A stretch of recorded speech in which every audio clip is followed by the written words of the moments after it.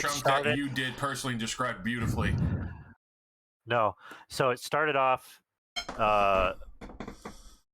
with Mage Malia, Ashlyn, and Liara being unconscious as they drifted off through the Blue Veil, in which there were party shenanigans and antics, lots of conversations and goodbyes, and then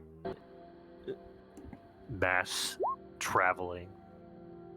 I believe the majority of the party headed west. Zarin and Adelante headed east to go on a spiritual self-finding journey, from what I picked up. Everything seems so vague being talked about. And then Mage Malia Ashlyn returned in Malia's hometown, in which there was damage control, and then Malia's wish being granted of Rowan being dispelled of whatever possession had hold of him, returning into a young state of being. And then we ended.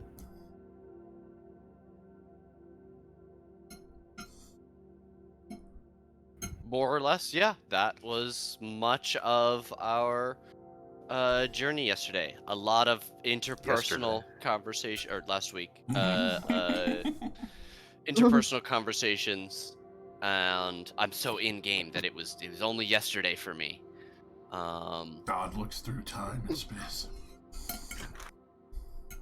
Well, it's yeah. more convoluted than that, because we're on day 68, and I think everybody else is on day 71. This is correct. How did you? How? Yeah. That is crazy. I was literally about to provide that nugget of information. Yeah. because of the way things shook out, things were happening much more slowly for Malia Mage and Co. That we did not get to finish the initial week that I wanted to do for that period. So that is where I would like to start. To catch up the last 3 days that you guys would have until we hit the time period when the rest of the crew has reached this sanctuary, and Adelante and Zaren reached the point that they're at on the map. Talk to me in abstract about things that you're doing in this time period. You guys have the rest of this night, Mage and Malia, for the 68th. You've put your child brother to bed. Your therapist sister is here and around, and you guys have begun traveling towards a small village that you believe you could take refuge in as much detail or as little as you would like. What do these next 3 days hold for you? Malia talks to Rowan about time and how much has passed. Broke all of the awful news about their parents and their sister. Had talked to Rowan about putting him in the jewel. Did not tell Rowan that whatever took him the first time might still be looking for him and could divine his location. Did not tell him that, but that's why she wants to put him back in the jewel.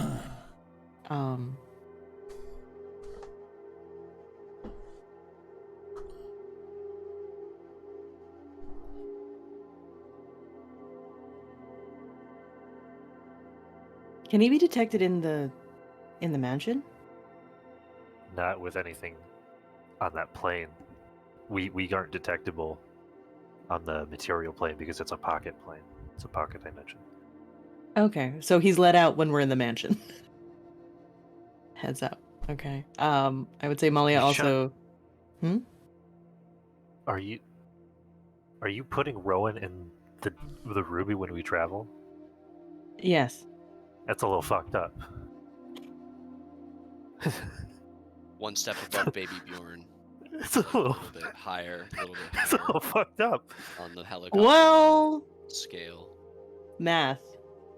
How about It- we suggest it's like Ashlyn defends Kid Rowan Leash, if combat Baby Bjorn happens? imprisonment. Why are you just? But even At if least combat Baby happens, Bjorn. whatever potentially took God, Rowan, Nate. he is completely unaware because the wish spell was implemented before anything could influence him.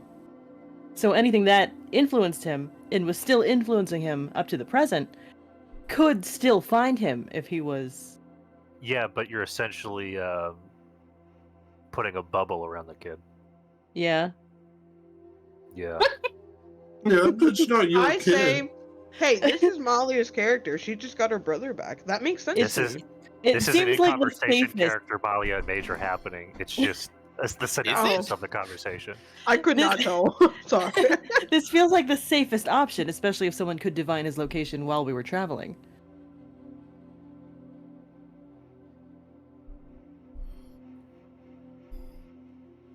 He's And your what's he brother. gonna do? Walk and complain it- about being tired?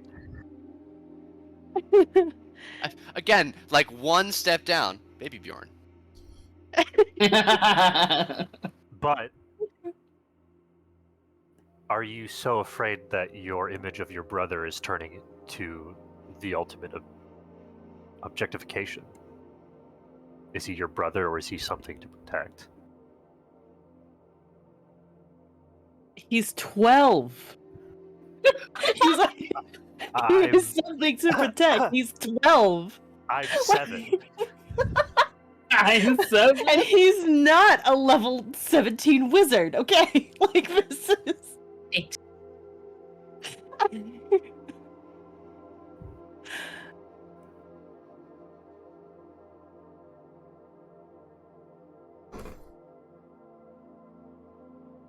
Excuse me, level 18.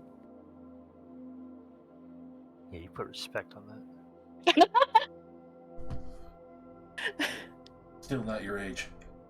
Okay. And Traveling, especially, he's especially in a with rock. Mage so weak. Especially with Mage so weak, if anything attacked us right Hey. now. Only physically weak. Yeah, My eat- mind is my weapon. yeah, eat his ass. That's Eat his Emotionally ass. weak as well. It's not great. And like, mind I is my would weapon. tell Rowan that this was the plan and that it was the safest option. They wouldn't get hungry. They wouldn't get tired. Like they would like this would be communicated to them. No, I mean they're just like, yeah. Yeah, they're just like, eh. You put a book in there. We got books. Fuck Yeah. yeah. Did you say I Read. have books? Yeah. What Yeah, Mage wouldn't? I have college courses, ancient lore, and smut. Which one do you want to give your brother? Smut. Smut. The smut, clearly. Or the economics He's textbook. 12. Probably get a hard on that one too. He's 12. I have Yeah, but Lee- scrolls in ancient Elvish. You want him to read that? You want him to read the economics or the construction of morality? Nautical love. What would Mage give Rowan to read if the Nothing. option arose? Nothing. You get nothing. Good day, sir. Right. Good Mage, day, I'm sir. stupid. I know how to read these books. You're like even like unknowingly be like, oh, I Mage don't is know what your reading level arguing- is. Mage is arguing that your brother gets to live a little as a human being and not your little fucking ornament. Well, yes, but we need to make sure he's safe before he can live a little. All right, I'm gonna right? give him the fucking what is it? I have a military textbook. Oh, the Galar Slove. Yeah, Oh, the yeah, there you militia go. guide textbook. Yeah, the Kalari Militia handbook. I'm gonna cry. It's wild. Okay. But like, how does Rowan You were react to being like, "Hey, we're gonna put you in the rock for safety reasons"? You're his big sister. You literally have saved him and are explaining unknowable things to him. He will agree to whatever you ask. Okay. He well, is then, he is then a it's fine. child. Yeah. If this is what you say is the safest thing for him, he wants that. He just lost all of his family in the last day from his and it's subjective experience. suddenly a He- decade later. Right. If you tell him, people are after you, I need you to sit in the rock and you can do whatever you want at night, he will absolutely do that. Okay. So that's what we've settled on. And we're headed to, That is a question. The necklace that you gave him. Is that not a proof against divination, or was that a healing necklace that you gave him? the Amulet of Health. It was an amulet of health. Yeah, it was not a Yeah. proof against detection. That was what I thought. It was not. If only I didn't lose my wish spell, I could keep blasting him with Yeah. I forget what the spell's called.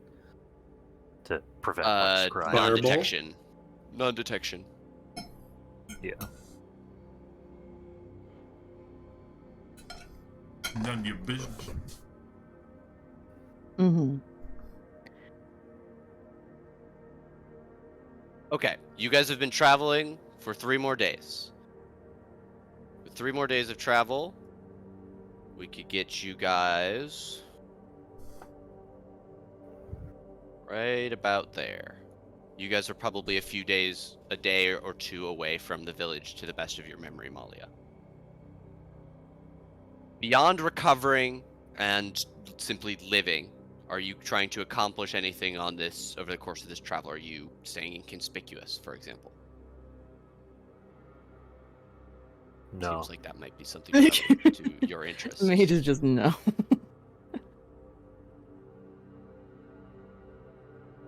I don't think we can exactly be inconspicuous. I mean- Why? Well, 1, Ashlyn is dressed up like a pop star. 2, Mage is dressed up like a militant leader. All right. I mean, Yeah, this area Mage, isn't. Mage wears a military long jacket. Mm. I thought you you've been wearing the cloak, the fur-lined silver Over my edged jacket. cloak. Yes, over my military jacket. It's a But it's real- like, the is joke. it hiding your Yeah. jacket?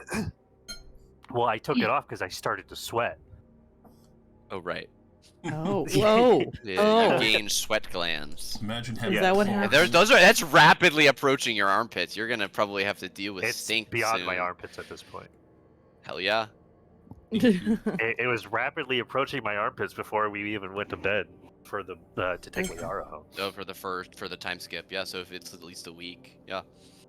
But Okay. also, Malia is in armor, so as well. She's wearing half-plate armor. I imagine this area isn't super populated, though. Not intensely. There are small villages like yours and Brill that you're heading towards. Most of them are newer than the last time you were here. Mostly small farming communities, people who built their houses together rather than alone in the middle of their fields. Clusters of 5 or 6 houses usually. Most of the individuals you encounter are natives to the Ukrella Crescent. The few centaur tribes that remain, more than a few Minotaur clans, and the wandering bands of Yuan-Ti that call this Crescent their homeland for many, many years. Yeah, there are definitely a few times where you run into trouble, but nothing a show of arms or a few quiet words is not enough to dispel. So as we end our first week of time skippage, I'm going to ask who has a scene, who thinks that they would have the next scene in the timeline order if we look at the next week of the time skip. 7 more days in the future. What is the next scene you guys would like to do? I just want to sort out getting boat. Probably ask Zyor if he can help with that. If he can't, I'll have to just throw money at the problem. You could absolutely get Zyra's help with the ship, is that a scene that you would want to do, or do you just want me to tell you what the outcome, the most likely outcome of that would be? I'm buddies with Sire, but we don't need to roleplay it out. Yeah, Zyor is very thankful when you bring him into the city. As being back in the sanctuary is something that he's wanted for quite a long time. He's more than happy to thank you all by petitioning the Citadel to give you all a ship to sail away on, which is procured in short order. They swear to take you to any port in the world, so long as you offer them protection while you ride on their ship. It would be crewed by some local boys of the docks. No workers of the faith would be spared for this mission. I'll just tell them most likely New Fort. Okay.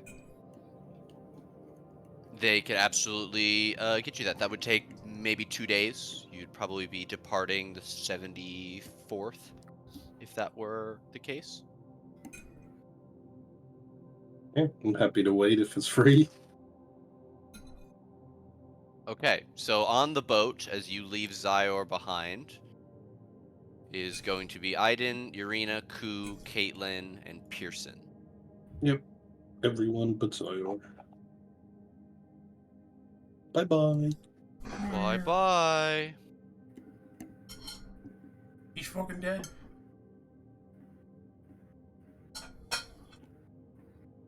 Rest in peace. He's fine. He's just living. He's just doing his reports and shit. Also, so that this map update makes sense, I will attempt to contact. What's his fucking name? The cleric of war. Sigmund. Sigmund, yes, it's in my notes. Cardinal Sigmund. Because he gave me the details of his ascending stone, but you said it's like sort of iffy, the connection between ascending stone and an APOD. Yes, you need to make a check. I believe it's detailed on the APOD handout.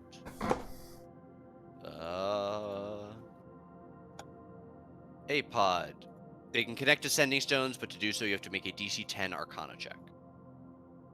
Because it's like different technology. Yep. Like one is literally technology and one is magic.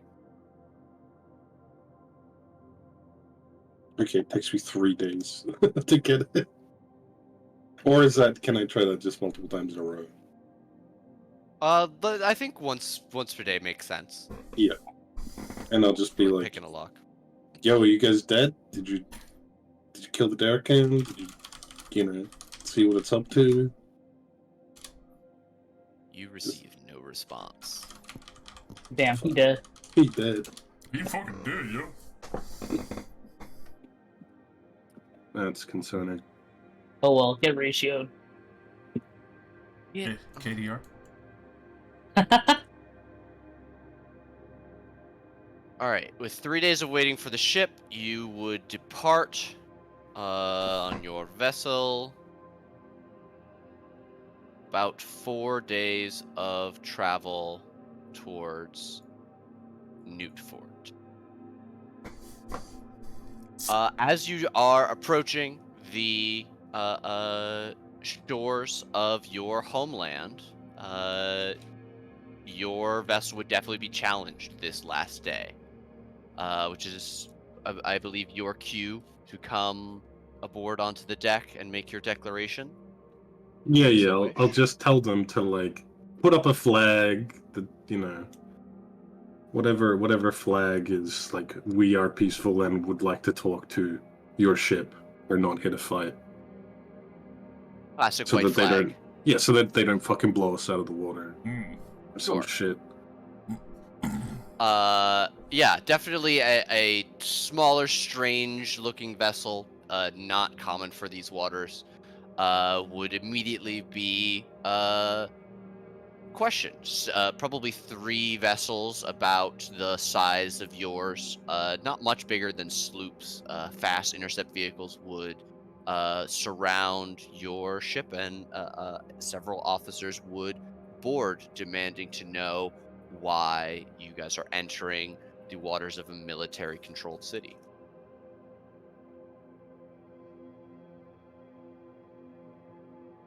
There's- I'll just pull out my papers and be like, yo, all right, whoever's in charge of this inspection, I'll just walk up to him and say,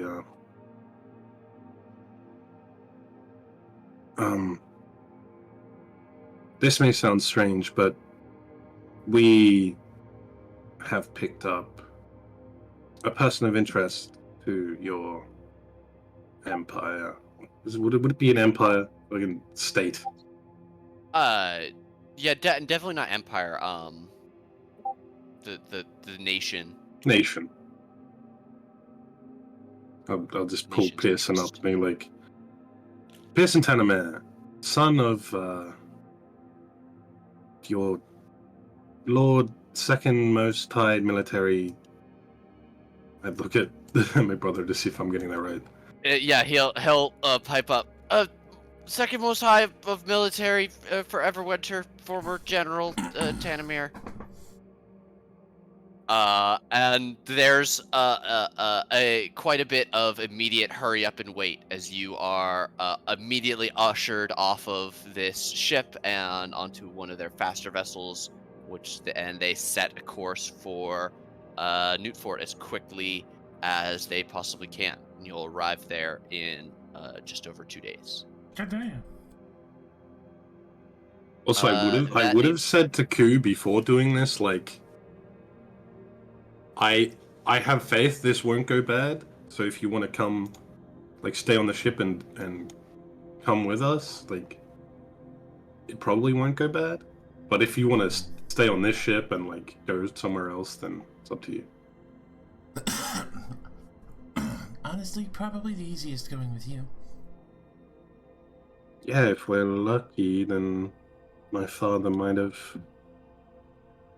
some wizards that owe him a favor and could teleport us somewhere. That would be nice. Possibly. There are, a few very powerful wizards in Faerun.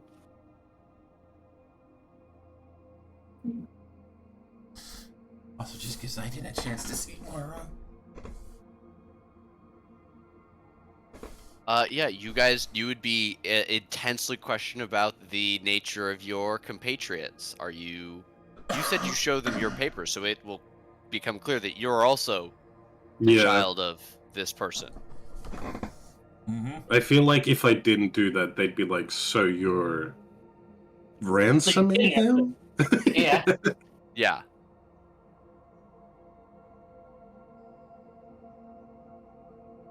It gets awkward every time showing Lich Hunter license. Yeah, I would just explain Ku and Aiden and Urina as, like, party members, I guess? Compatriot. Your Lich Hunter license, at least, Ku, would be good for Faerun due to Petra's travels through Faerun. Angry. She and her family are active enough that their name was, at least back when Hana was still playing that character, we had talked about their name being equivalent to like the Belmont name. Mhm. Very like Yeah. well-known monster hunters. But I get a lot of looks still at being 3 foot nothing and I'm labeled monster hunter of the There probably aren't any, like, paladins here, but I will submit to, like, a zone of truth or whatever if they have anyone that can do that. To Yeah, just explain that Urina and Aiden are, like, not a threat. Yeah, I think that you probably are explaining the same story again. I found him. I need to return him. This, that, and the other thing. And you basically just get somebody to cast Zone of Truth on me. Like, I'll explain everything to them, and they basically promise you that they'll be able to do that when you make it back to port. Mhm. Okay, that is a week for the two of you. We Mhm. started with Mage and Malia, so let's go to Adelante and Zoran. Hello. Okay. You guys have a week. The first big thing that's coming up is in about a day's travel from where you are. You will have to decide if you're going to go north to Mordania or continue towards the Hold Strong. I don't really want to go there to Mordania yet. I think we keep going towards the Hold Strong. Okay. I think As you're we traveling, need to or turn sorry. around. Yeah, I was gonna say, go ahead, because it's gonna be after. I was just gonna ask, as you guys are traveling, do you think that there's anything specific that you would like to go over? Yeah, About 4 days of travel before you reach the Hold Strong. I had a thing in mind. Yeah. Okay, set the scene. I that it's sort of like later on, or like not late in the night, but it's like early evening, and we're like sending like probably can't travel all day and night. So, Are you wait, cutting off? am A I? little bit. Yeah, you're Choke up on the mic. cutting off a little bit. Okay.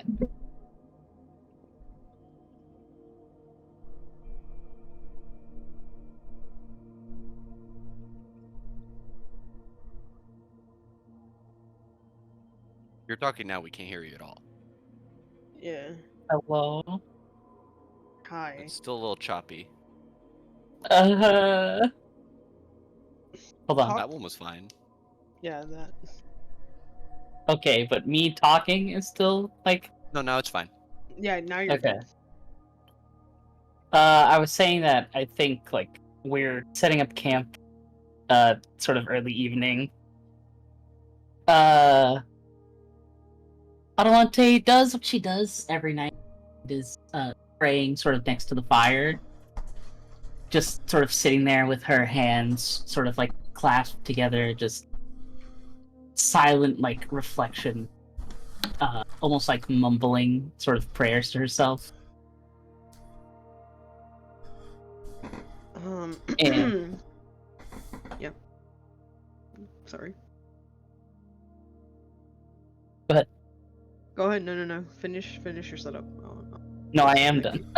Go. Okay.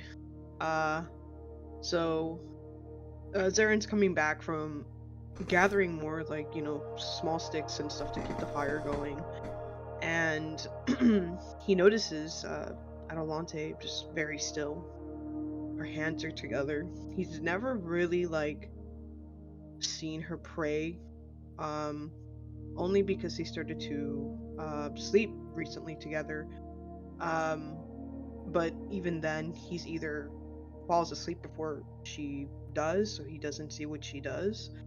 But pretty much he's never really seen her pray, so he would respectfully, like, and quietly, give her the space.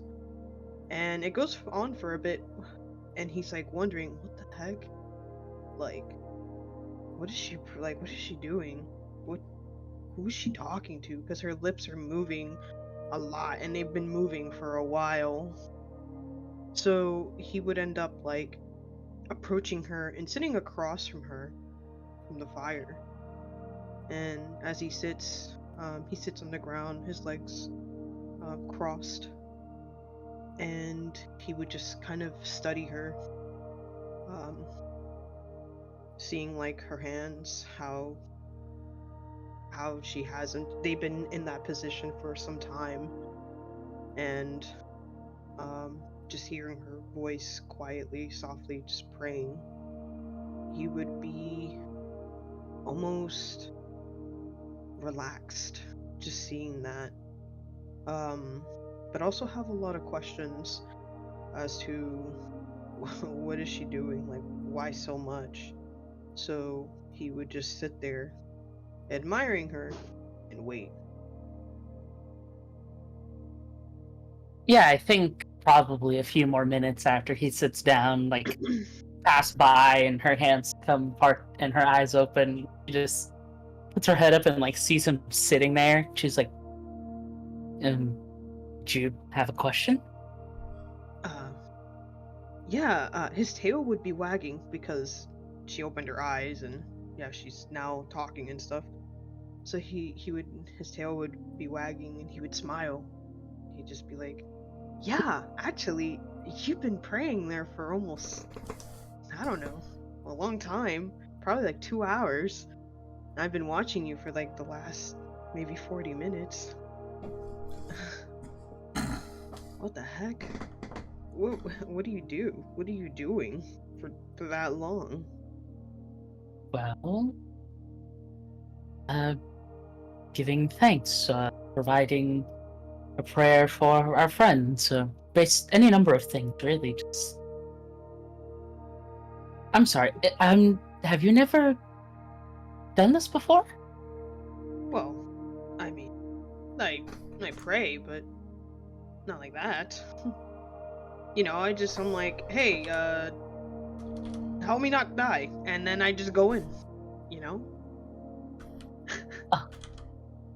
Well, I mean, that's a way of doing it. Yeah. Yeah. And then he would put his hands together like how you did, and he's like, I don't do this. It's yeah, it's that's more of a person of the cloth practice anyway. Why don't you tell me about, well, your faith, what you believe in? I don't really know too much. Well, my tribe, I was raised to love the journeyman, to believe in their guidance, and yeah, I pretty much grew up with that. I still believe in them. I still worship them. I'm not very devoted, but other than that, my tribe also, well, because of this dumb curse, we also believe in our curse, and how it gives us power, and how we kind of see it as like a gift from a higher being, and we almost put it as on par as to the journeyman, but I don't know about all that. I didn't stick around for too long, usually when it came to the religion stuff, just because a lot of it doesn't really make sense to me. I just kind of rely on myself most of the time to do anything. So I can't really tell you what they did, other than I guess what you did, prayer, but not like that. Ours was sort of kind of like, and then he would drop on his knees, and then just like his forehead to the ground, and then just like just mumble something, and then get back up, and then they would just sit on their knees. He would just sit back on his knees, and then he would look at Adelante and be like, and then you stay in this position for however long you want to, I guess, pray. He would like do the finger thing, like quotations, pray, I guess. Well, everyone's practices are different, but I mean, did you have sort of clerics in the village? Like people like myself who could more connect? Yeah, of course. We did have. Or were they clerics, or was it more not as such, if that makes They didn't. I don't know, to be honest. Maybe. I mean, there was. there were like people that hmm. If you had any questions about faith, or those questions, what is life, what is about life, all those things, you would go seek, I guess, a cleric. Sorry, I don't really know if the translation is that, but something like that. It's just Maybe people something that more are like spirit leader. yeah, Yeah. yeah, like a spirit leader of some sort. And Right. you would just go there and get cleansed of all the intrusive thoughts, all the bad things that you thought, or doubt and faith. I was there a couple times, but I didn't really know what to say. My parents would just get me there because I didn't want to deal with the curse thing. So I was kind of forced there a couple times, and they just forced a lot of things on me. Well, to me, it kind of sounds like you don't have faith. Well, you personally, not I would about that, but Probably, you don't yeah. seem like you believe in it. It's not. I believe there's a higher being. I believe that the journeyman exists, but do I have a lot of devotion and a lot of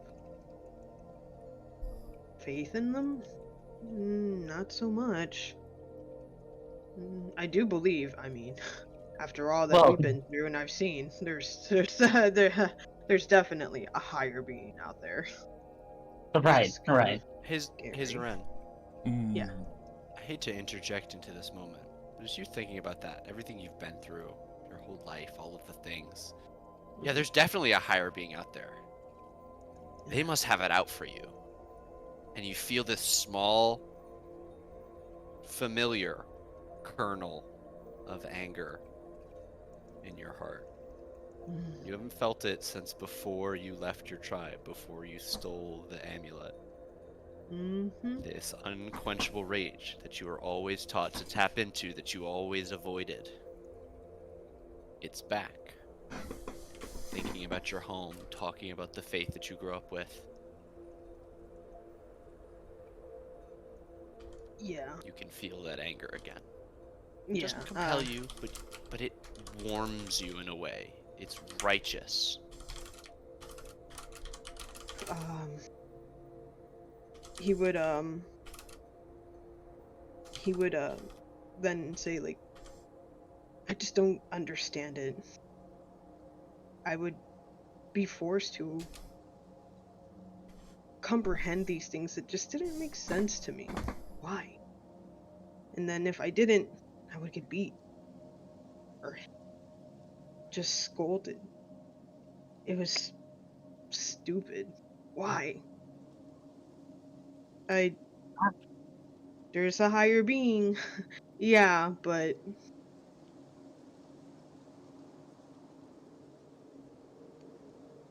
he would Not stare. one that's not one that's ever helped to you.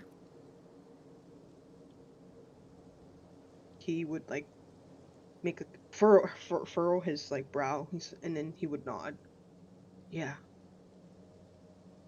Well, I won't pretend to know what that feels like because, well, faith is kind of in my blood, quite literally.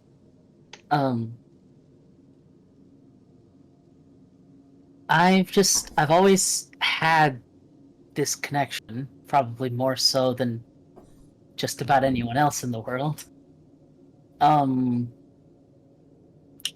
I'm not trying to convert you or anything, but I mean, if you want, we can say some words to assure, and I think you just might feel a bit better.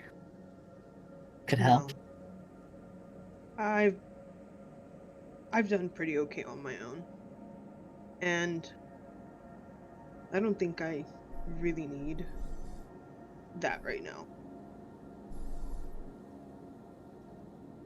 Yeah, Uh, you no, know, that's no not a. offense. Oh no, none at all. Oh, you know, only some of us need those of us who aren't really physically powerful, sort of need it. She gets up and like sits next to him. I, for one, think that you've been doing great, even without that. And hey, now you're not alone, are you? He would like hug his knees. Yeah, I'm not. But And she'll like seeing, put her hand on top of his head. yeah, and then he would look at like the fire, the dirt on the ground, and he's just like, I don't know. I feel kind of bittersweet about seeing my sister again. I kind of, in a way, I kind of want to go back. I want to go back home and see my family, but they're stuck in their ways. Ways that I don't Live by think is- anymore. Yeah. All it's done for me was cause me pain. Mm. Yet my sister really wants me to go back. Why? I think that she wants what's best for everyone else, but it's selfish to say, but I think that you should go after what's best for you instead.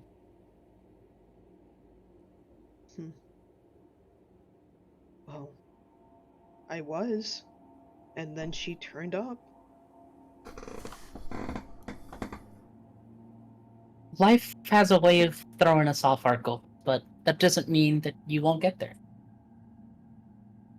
I don't know. If I'm honest, there's been a lot of times where I thought about throwing this all away, but you can't really throw away magic god powers like that. Yeah, well, that's the thing that you have. You have that going for you. You have magic god powers. I don't have anything but this stupid curse. I wouldn't call that nothing. I wouldn't say you don't have anything. A burden?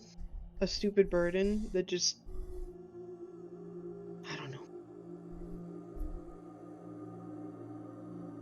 Well, whatever it is, if we can fix it, get rid of it, then I think that you'll be better off, and I think that we can find a way to do that. There's never been a curse that's uncurable. Or at least not that I know of. I mean, have you even heard of mine? I can't say I have. I'm not gonna lie. Hmm.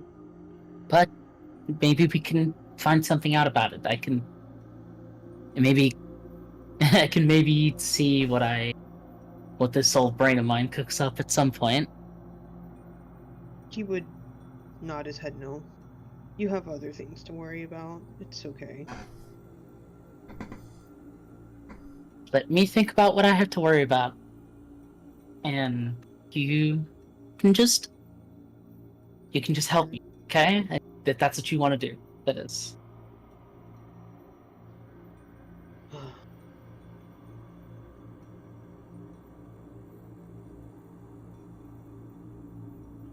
I suppose. I think there's a kind of quiet silence descends on you two.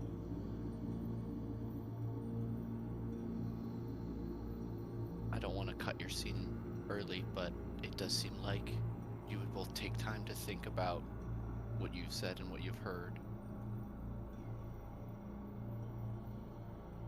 Yeah. Yeah. He would stop talking after that. Yeah. Have you two been sharing a bed as you've been traveling? Yeah. Do you still tonight after these No. words?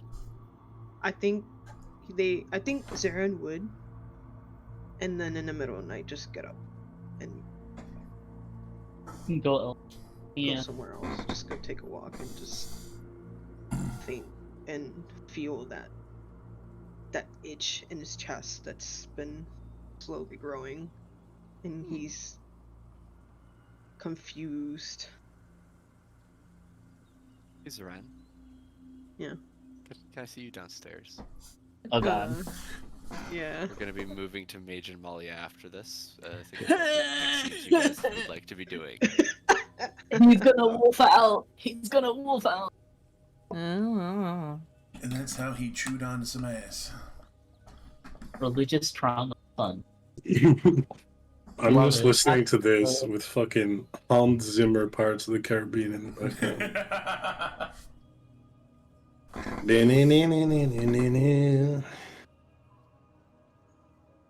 Because we're on a boat. Yeah. Hell yeah.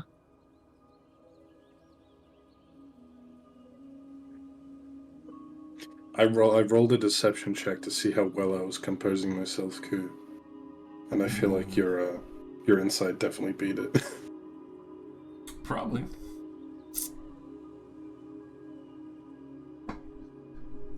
Gotta make sure you're not gonna go and fucking jump overboard out of fear.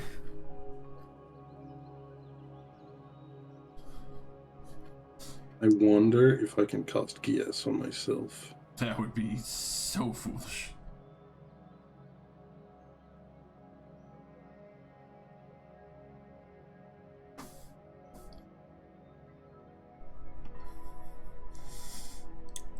Also, absolutely love the fact that everyone's having like so much emotional trauma, and Ku's just sitting there like squeezing Aiden's arm and just being happy. You know what? I can cast calm emotions on myself. I have that prepared for some reason. As this paladin type. Hell yeah.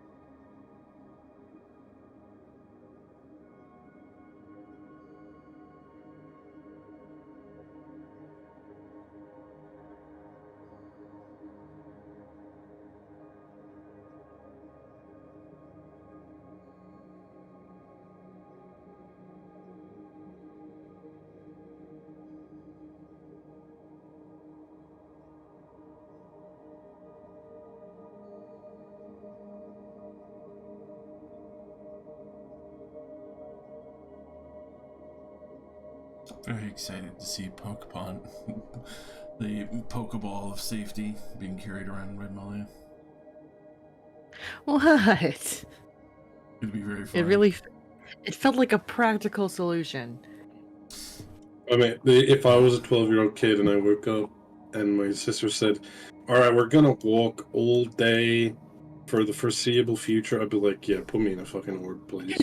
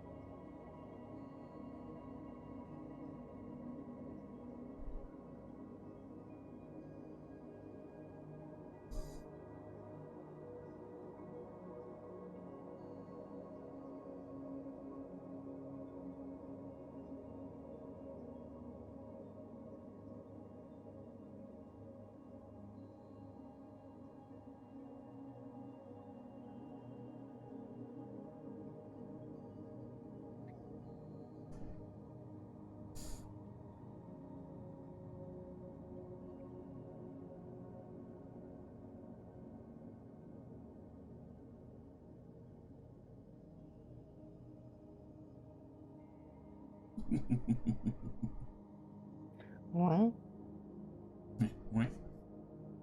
well. Just very amused at this Gosh. overall safety. It just tickles me for a whole nother reason. Wow. Okay. But, like, It's a good idea. It really is. do you think that? Does Koo think that? Would Koo think that? Also. I guess you'll find out. Like, what are your thoughts? Honestly, it's a genius idea, especially to protect them from divination and other. And if you teleport, not that mage ever gets them inaccurate, but that 5% chance, unless he's got an item, Hmm. is that force damage will fuck you up. Right. But, like, yeah, whatever targeted Rowan to begin with, and still had their hold on him as an adult. Then what the fuck? Then what the fuck? What the fuck was that shit? Then what the fuck? Officer? Oh, perhaps it should also be mentioned that Rowan also looks distinctly different from Malia. They're not blood related. Presumed as much when I wasn't there, but I had that flashbang of, adoptive.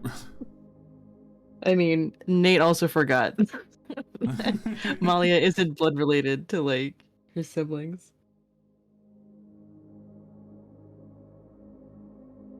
Yeah, got a couple of backgrounds to have to memorize here and there. Yeah.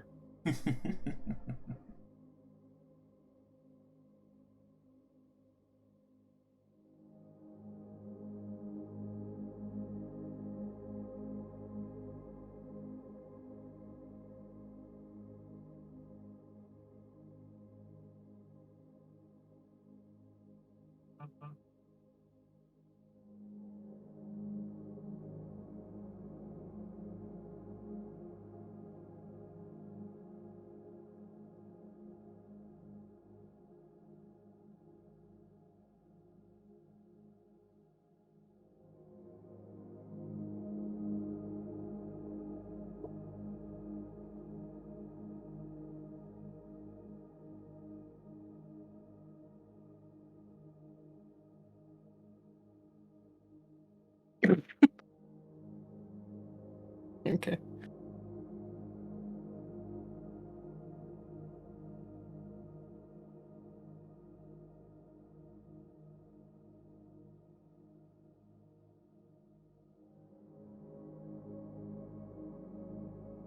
Dun, dun.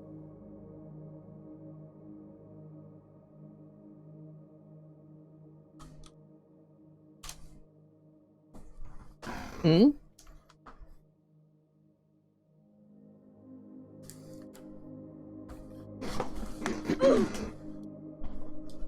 Hey, Welcome. Mage and Malia.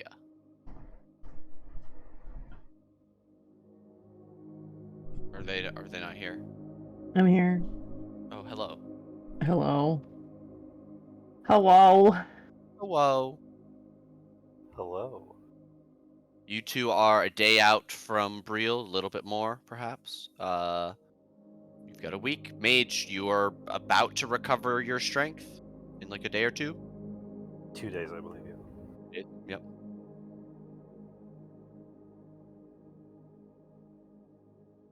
Keep on traveling. All right. You will eventually. Ooh, God, Jesus.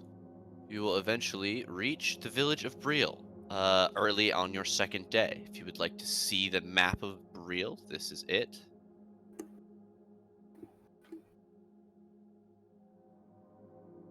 It's a very small commune, populated almost exclusively by Yuan-Ti, with a few of the very rare and reclusive water elves that live here as well. Upon your arrival, you would be welcomed and greeted by Morbid, the human man, former member of the Gilarian Navy, and co-founder of the town.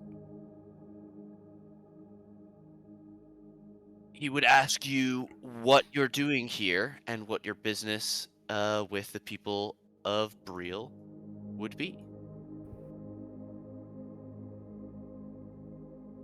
That we would just be looking for shelter, Yeah, refuge. Oh. somewhere to heal for a while. This place is very important to myself and the people who live here. We have to be sure of who you're running from. So who do we have to give you sanctuary against? Oh. Oh.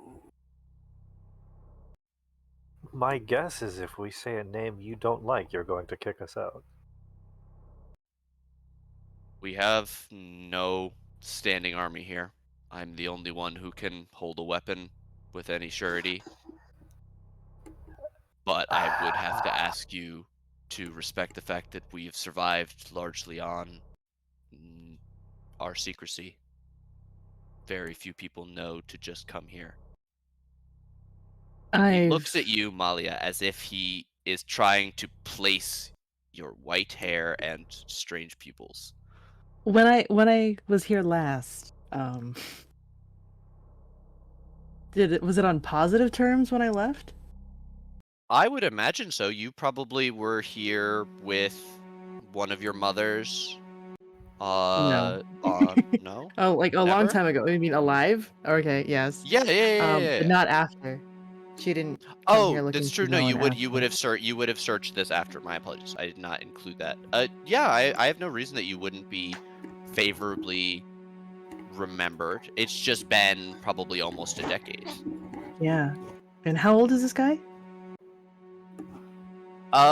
Probably late 50s. Like, would I have remembered him? Specifically, since he is also the only person here who could hold a weapon. I would say that you would remember Morbid, probably. He was probably the person that you came to. You had not spoken with him before this interaction, but when you came here, he was the person that you asked to help look for your brother because he knows this area. Like he just owns the inn, but he's the guy that is like a de facto in charge to help out settle disputes and stuff. He's the closest thing they have to a sheriff in literally they're it's just a commune. Everything is decided by they all sit at these tables and people stand up on the patio and say that they need help and everybody pools resources to help them. Mm-hmm. And so yeah. Yeah, but also Malia doesn't like definitively know what is after them. For sure. Because they would be after Rowan. But she would say, I have been here before, a very long time ago.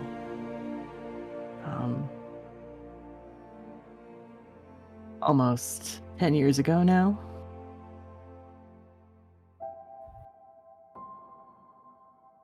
I feel like he would also be aware of that attack on the village. Oh, absolutely.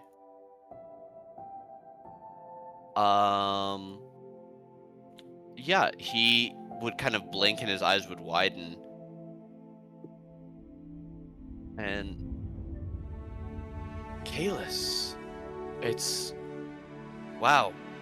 You look really different. Time does that to a person. Yeah, sorry. Didn't mean to come out all gruff and tough. Military jacket sets me off. I understand. If you'll speak for them, we'll find some place for you to stay. How long do you need? Do we need to be? Is there anything we should be worried about? Nothing knows we're here, as far as I can tell. And I'm the only person who knows of this place. I don't think so.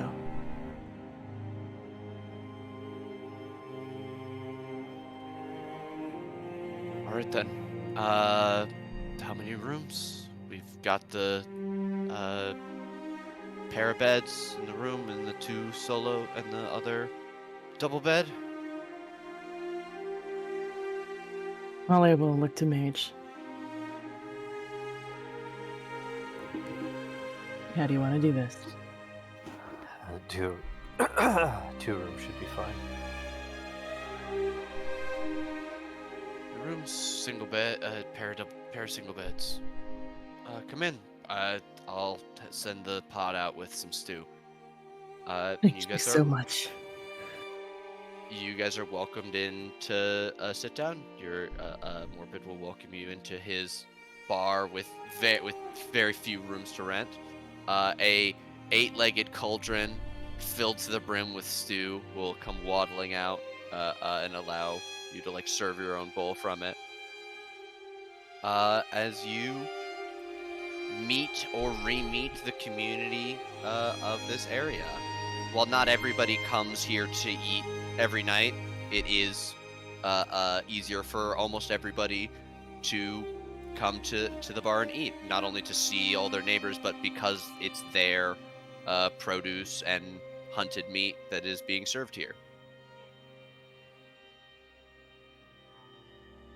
Yeah, you guys are safely in a very welcoming and sheltered and protected village.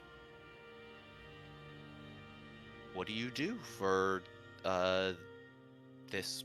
I mean, you have almost this whole week to play with, about 5 days of time in Breel, at least right now, to play with. What are some scenes that you guys would like to do?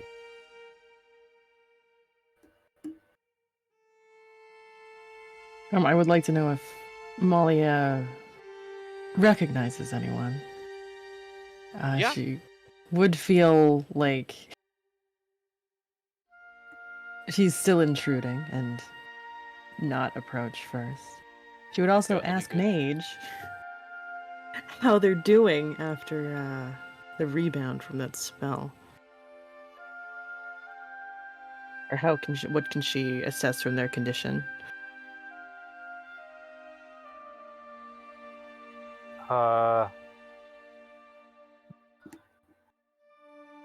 Maybe at this point.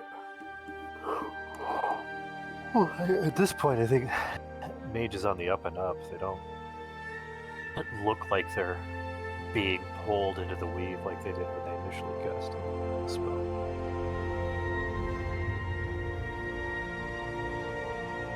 But in mage-like manner, you dismiss her prying and just say, they're fine.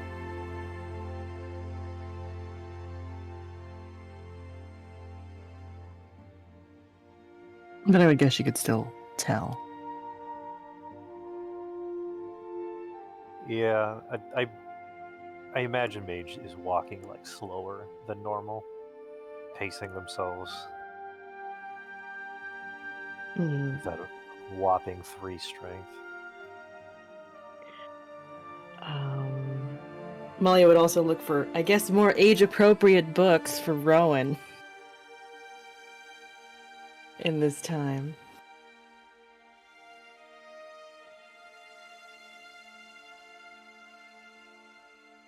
Yeah, they would be able to acquire you some books. They don't have a huge library by any means, but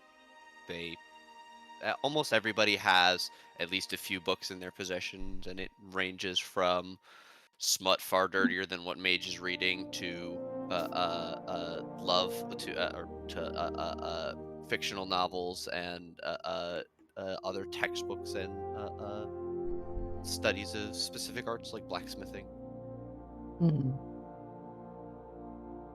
In terms of who you would know, that's entirely up to you. This Breel is a place I have fully built out, so every person has a name and occupation. If you would like to meet each of the individually named Yuan-Ti. But like prominent members of the community are around and different things.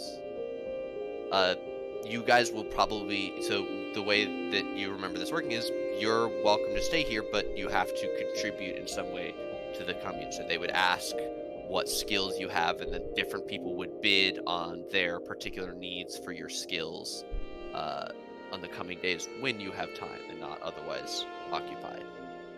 Things like helping out the blacksmith, or assisting in hunting, or How things many like that. people Training. exist in this commune?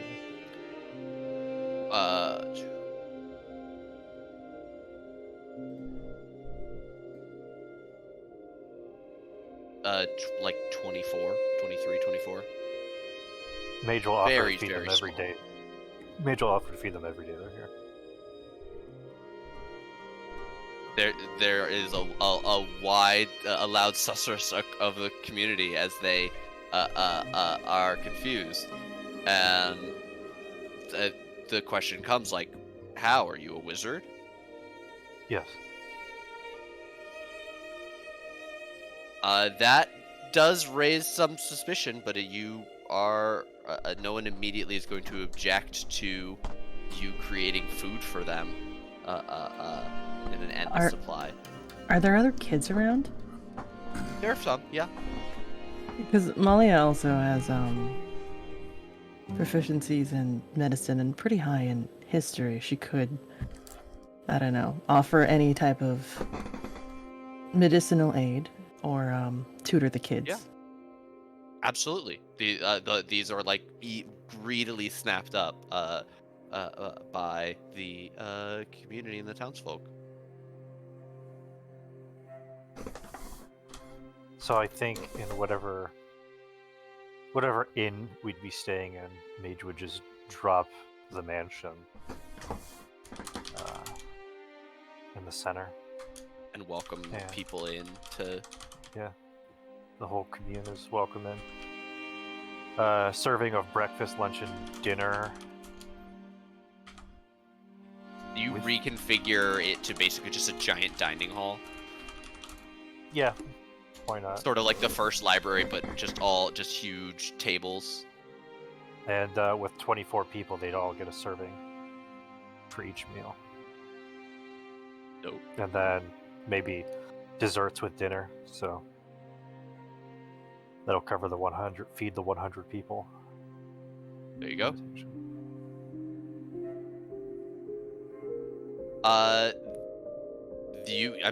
No one is going to turn you down, and you are gladly and very warmly accepted into the community. You meet all of the different Yuan-Ti, who I will now list in alphabetical order. Oh no. Oh, No, I'm kidding. I'm kidding. but also, Rowan is only in the mansion for safety reasons. What but- about the 6 second minimum period between when Mage recasts the spell? It's a minute. It's a minute. Okay, a minute minimum period. Yeah. Robert, how long the mansion is up?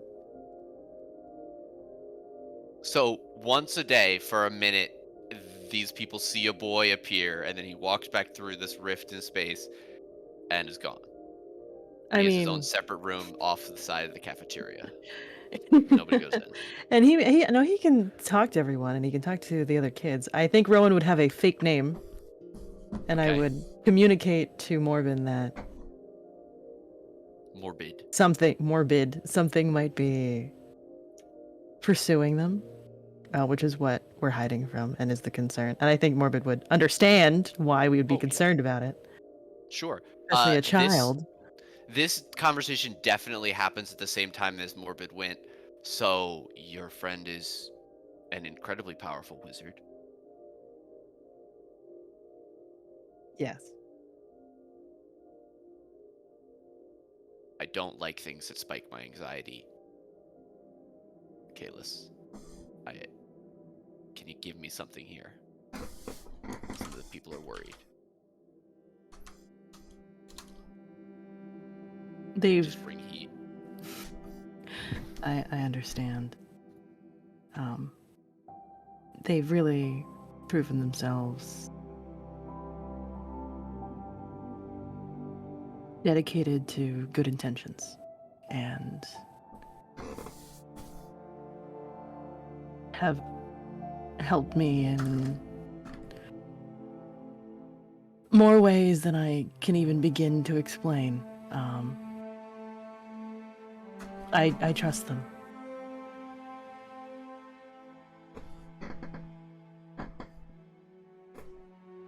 Is there a story behind? I mean, I assume he's a kidnapped Most High's son or something, or he ran away from home.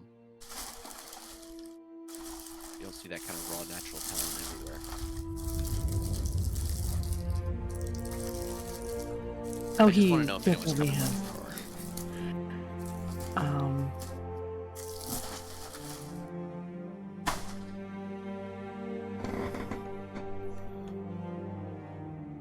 Not that I know of.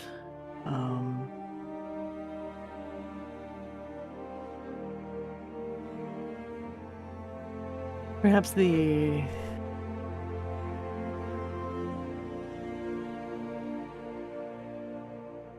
most prevalent thing that I'm aware of is that they have caught the attention of Celestia.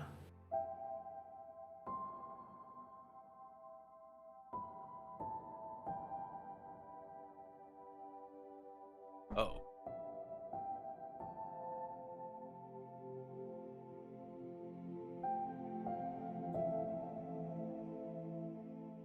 Is that relevant to the whole Astamar thing? I'm not sure. It's like asking your mom for permission, sort of deal. We mainly want to gather our footing here. We don't want to impose upon you for too long.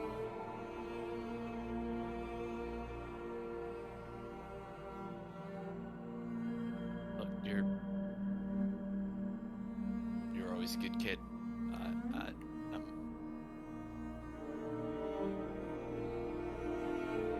happy that you have found something. I can only assume you've been looking for a long time.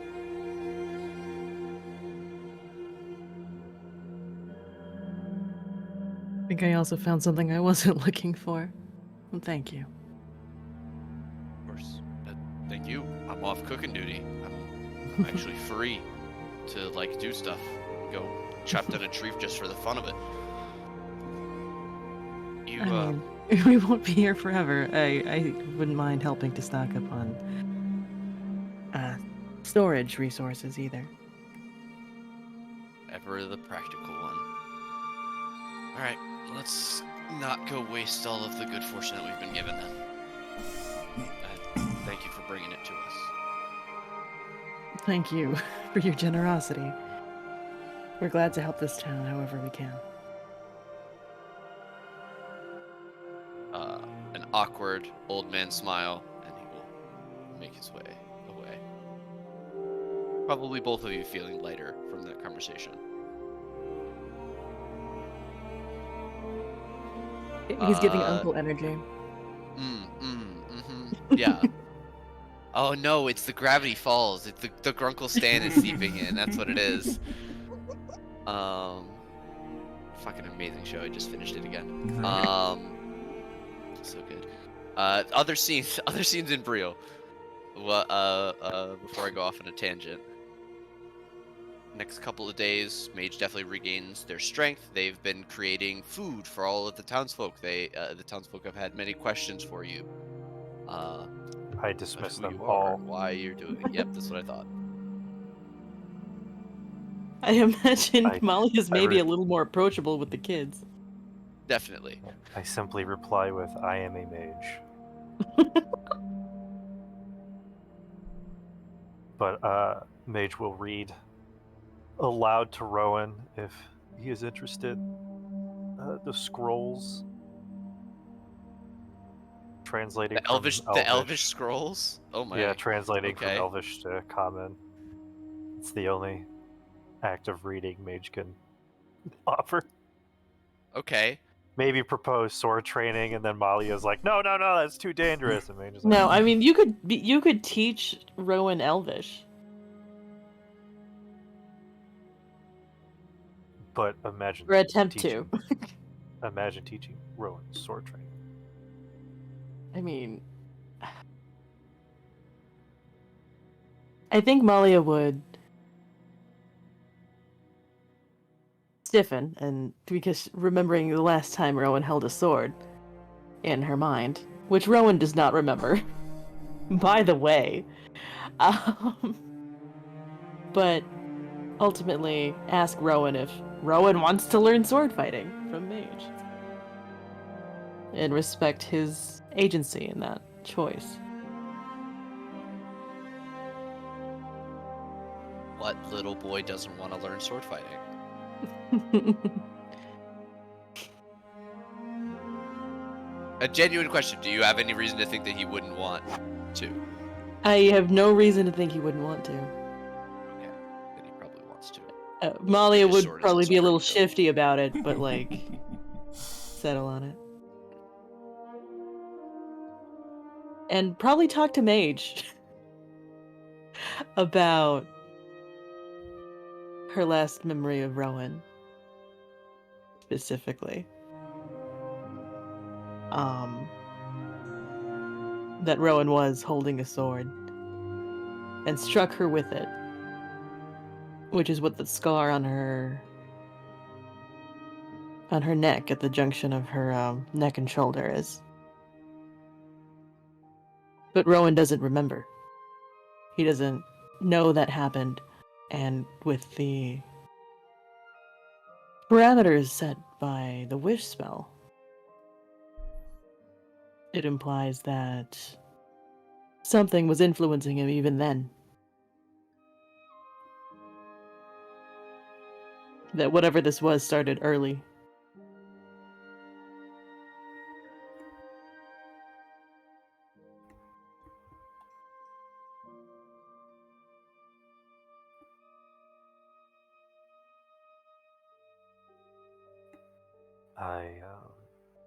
I understand your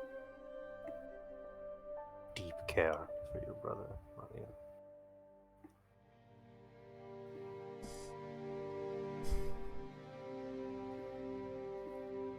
But perhaps you'll not like any of the approaches I have in assisting you.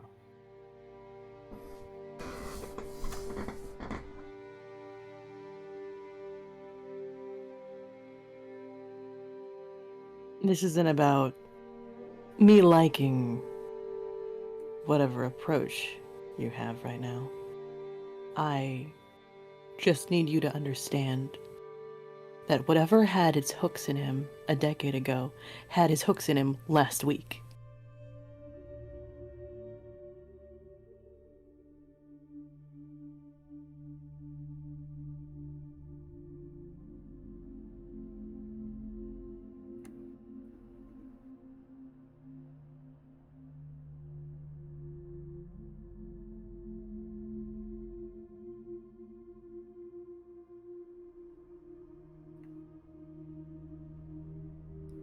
A decade ago, I was not there.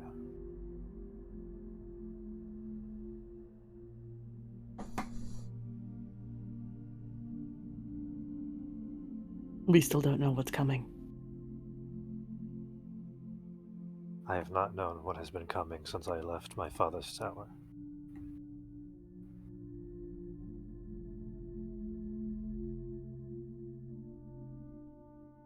I hold the ability to tear asunder the sky and bring down the wrath of the stars, if I must.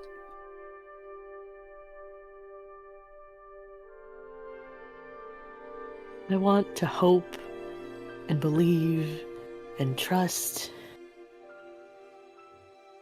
as much as I'm able to. But we've seen demons and we've seen gods, and we stand here in a humble village.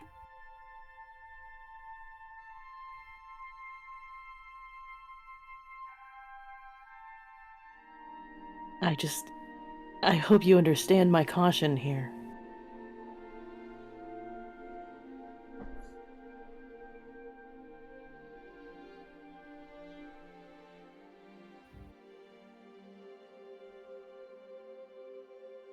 I trust you.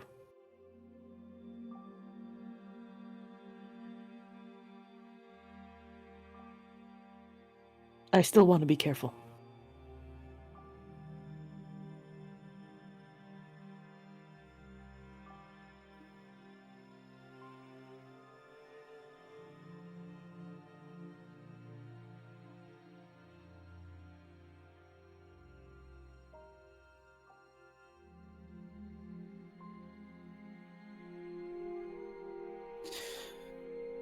Pray forgive then, for perhaps I resonate too well with being kept and hidden.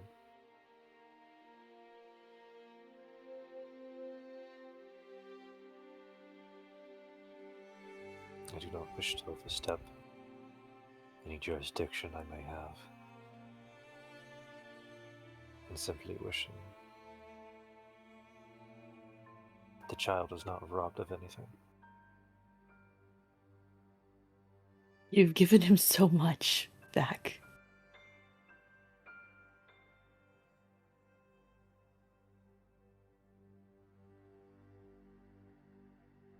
Then you can understand why I do not want to be the reason he feels he is robbed again.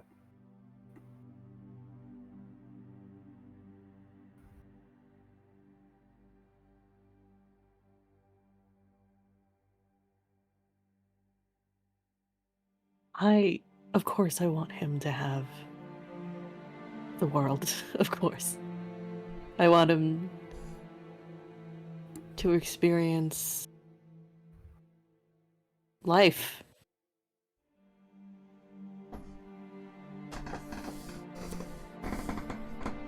But I don't.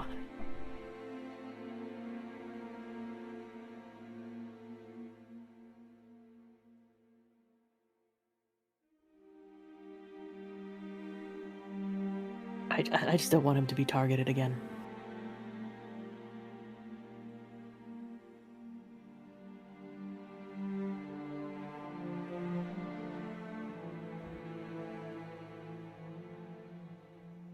I don't want to lose him again.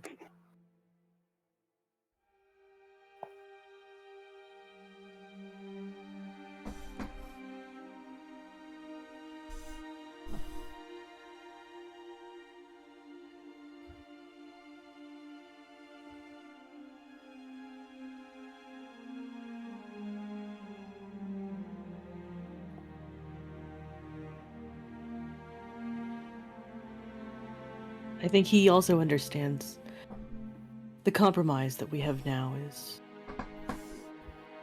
acceptable. For now. It's not forever. This is not a long-term solution. This is why we're figuring it out.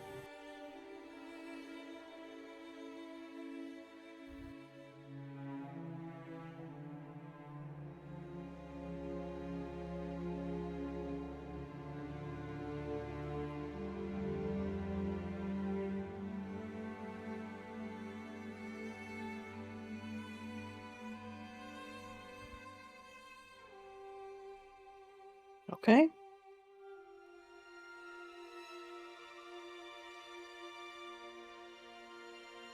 I believe in you asking for the greatest gifts. I seem to have burdened you.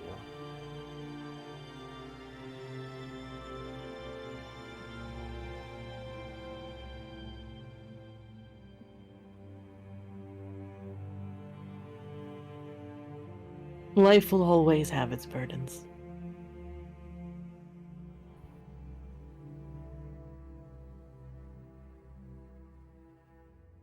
If this is a burden, I'm grateful for it.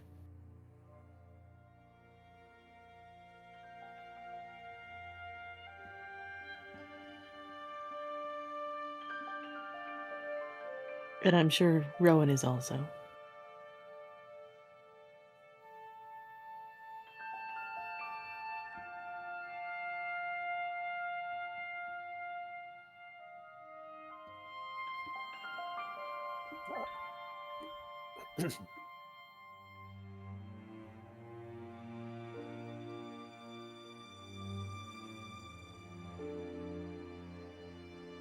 We have taken his history, the history that you know, and we've erased it.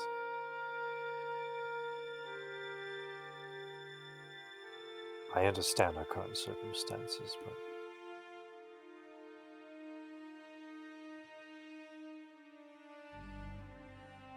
there's no knowing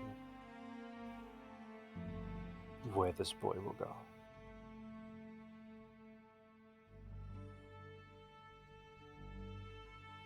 If he goes, I want it to be his own choice. If he goes, I only wish he knows how to wield a blade. And that's perfectly fine.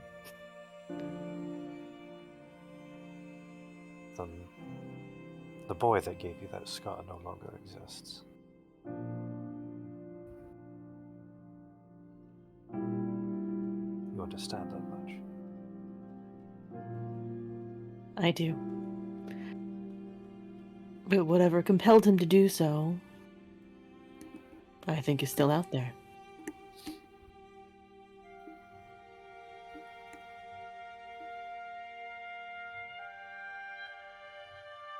Whatever that is, still exists.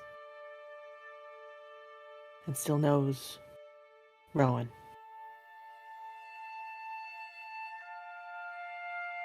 So, train him up. Get to know him.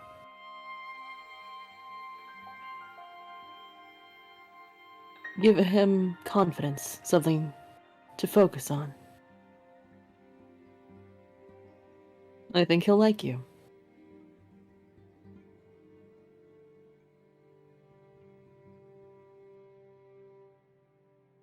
If it's any comfort, Malia, whatever knows him knows me.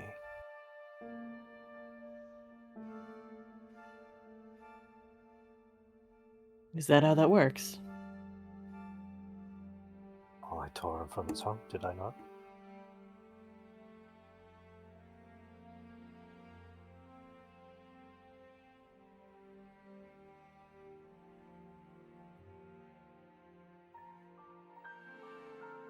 Then we best get our bearings and get out of here.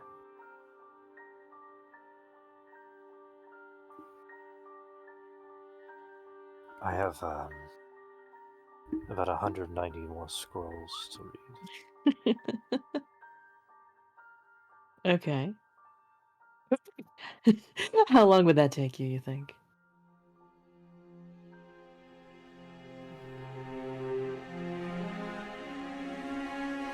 Sit in a chair and do nothing but read scrolls all day?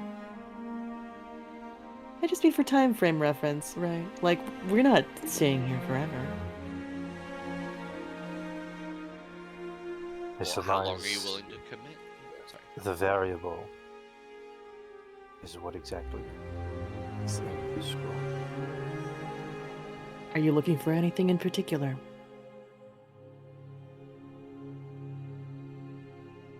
Whatever simply looks like a way forward. Can I help? Would you accept my help?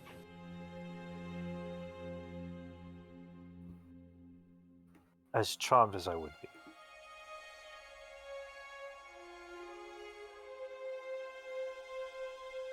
There is a decade's worth of time you need to catch up with someone.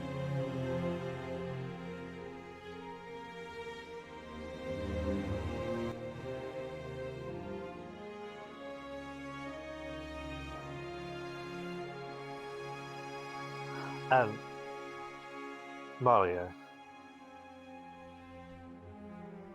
you know the name's Ashen, correct?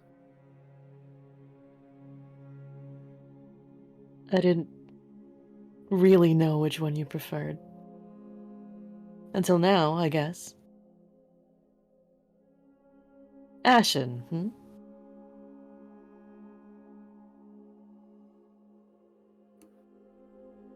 I believe the lad deserves to know someone beyond the moniker.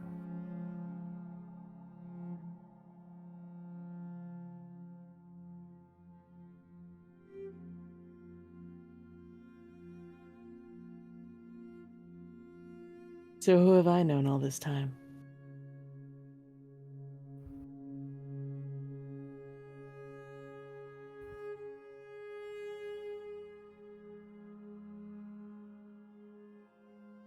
Perhaps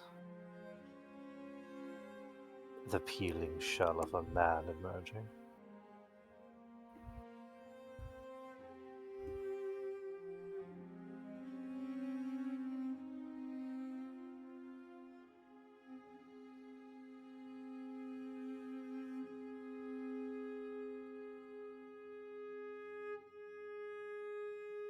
Sounds like you're also still figuring it out.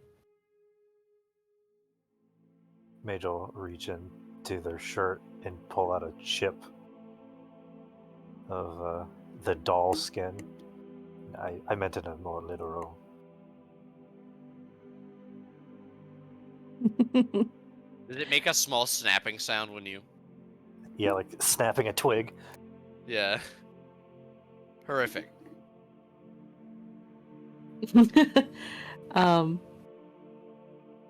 Malia will take out the sticker from when Mage revived in the Colosseum that time. And playfully stick it on Mage's forehead.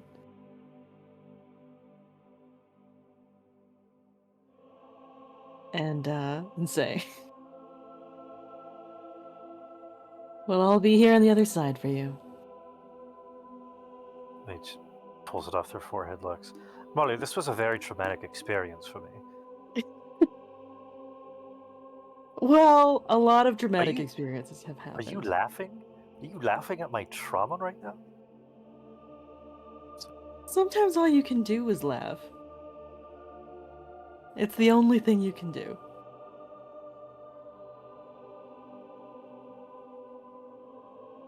And then using prestidigitation, Mage will burn the sticker.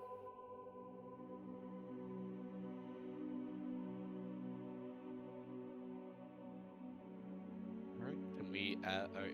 Is there anything else you guys wanted to have in this scene? Are you good to finish out the week? I'm sorry. Can you repeat that? Were you talking to us? No, I was asking Mage and Malia.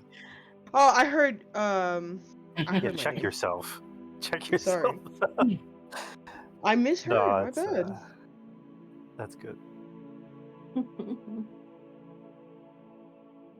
Okay. Let's say for the next 3 days that you're here, next 4 days that you're here, how much time do you dedicate to scrolls, Mage?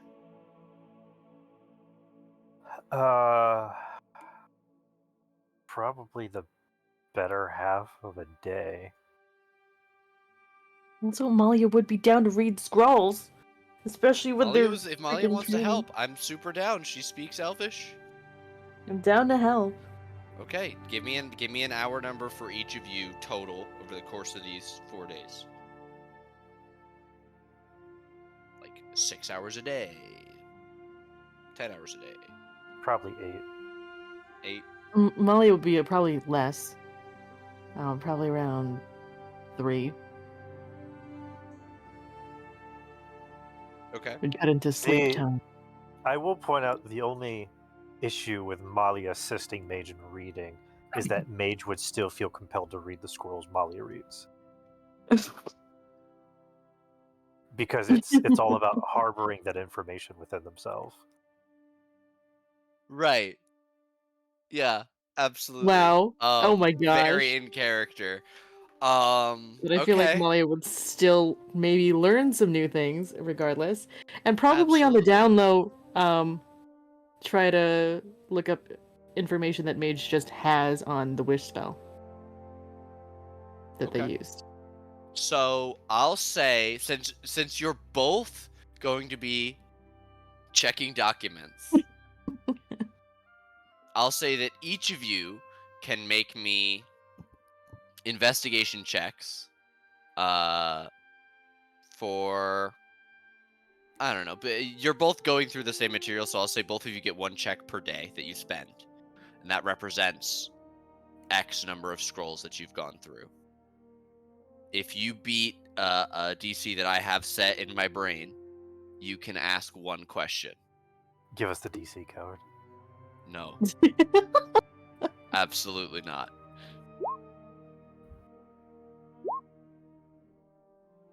Okay, on the first day, Mage, you are allowed to ask 1 question. Malia, you help and are doing well, but you did not beat the DC that I have. You do not find very relevant information in these very old historical documents.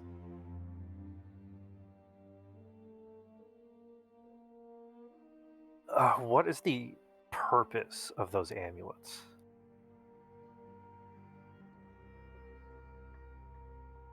The purpose of the amulets.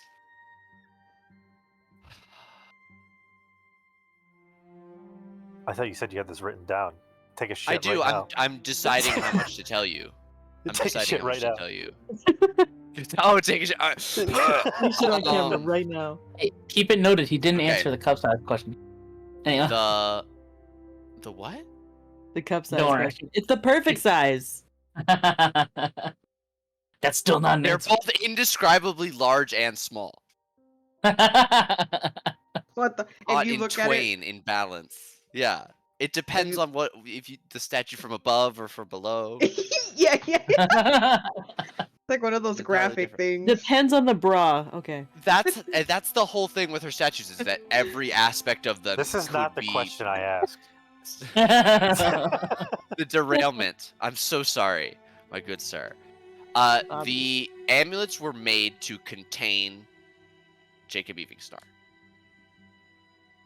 More specifically, the Beast of 1,000 Faces. Ooh. Fuck.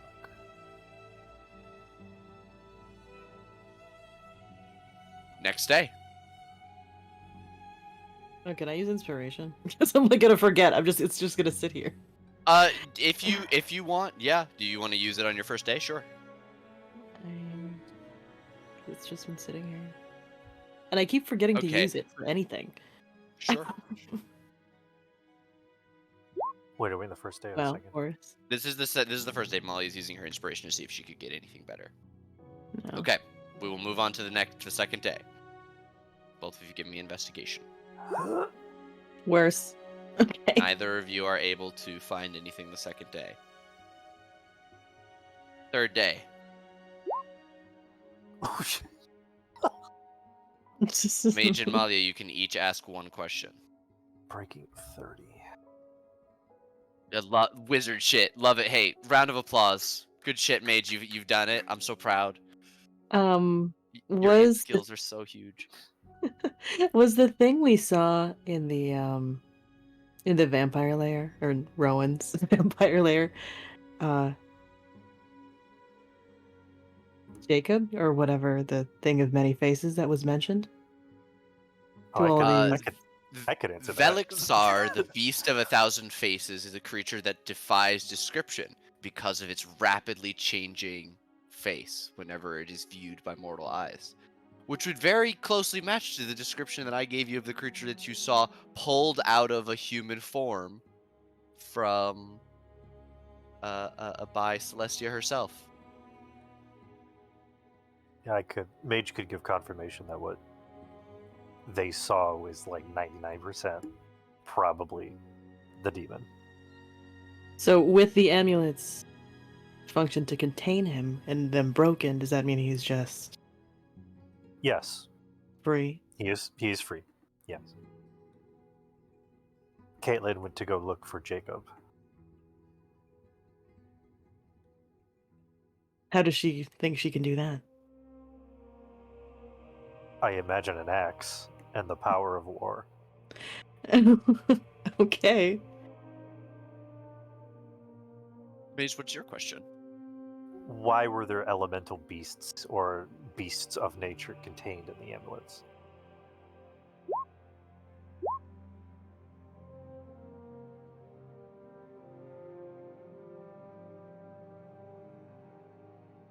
Those things that were contained in the amulets, the maelstrom,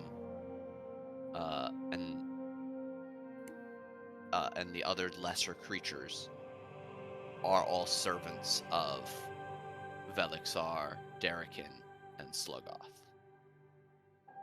Oh, so that's why we got yelled at to fucking stop. That makes sense. Oh, and if my demonology is correct in D&D, we just sent them back to their native plane, and they're just gonna come back, and we have to fucking deal with them later. I will say, with the study that you've done on them, you know that these three things are not really demons as much as they are demon lords. Oh, that's even worse. Yeah, what does that mean? Don't worry about it. You don't know this. You could explain. You can explain these things. I don't have It's- context. I don't it's know, safer- don't know how mechanical It's things work, safer you don't know. bro. Demon lords are generally rulers. I know the devil lords are like the rulers of the planes of hell. Demon lords are in a like similar fashion, that they rule over lesser demons. So these aren't just like minions we fucked around with. These are like high status commanding armies, could command armies type shit. Or like start wiping out cities on their own, Yeah. sort of. Wait, how almost are like- demons and vampires Almost like we're affiliated? on a very thin edge of a blade of getting sucked into the blood war. Oh, that's fun. No, well, That sounds fun. if you want to ask a question about the Blood War, that's a whole other thing. I don't even know what that means. I don't The know what's next going on. day, that the Blood War is Faerun lore. The Blood War is essentially the reasons that devils and demons aren't constantly pouring into the material plane all the time is because they're locked in this eternal struggle where demons hate devils as much as devils hate demons. And because they hate each other so much, they don't have time to get away from the Blood War, which is just a giant front of demons pouring into Avernus. So they keep tripping and each other on essentially, their way yeah. to. They But also, every once if in a the while, blood it war, spills into the material plane. Yeah. yeah, the lore is also that when the blood war spills into a different plane, it just devastates the plane because it's It's like fucked worse. instantly. Yeah, If the blood war ever ends, it's the end of all existence, effectively. Yeah. That's like hell freezing over is like Faerun. Oh, Like- well, when the blood war ends, I'll kiss you. It's sort of known that the devils could win if they wanted to. That's I fine. Yeah, don't but then know- the demons not in- say that they could win if they wanted to too. So it's like, Yeah. but that's Faerun lore. That's different from this. You guys have delved very little into the demonic and devilish aspects of this world's lore. I gotta talk to Modar. I barely. I'm still trying to figure out what's going on. Okay. We're talking about two very different lore things. Essentially, Mage can share that they found out that these things that were released are the incredibly powerful creatures that have existed for aeons.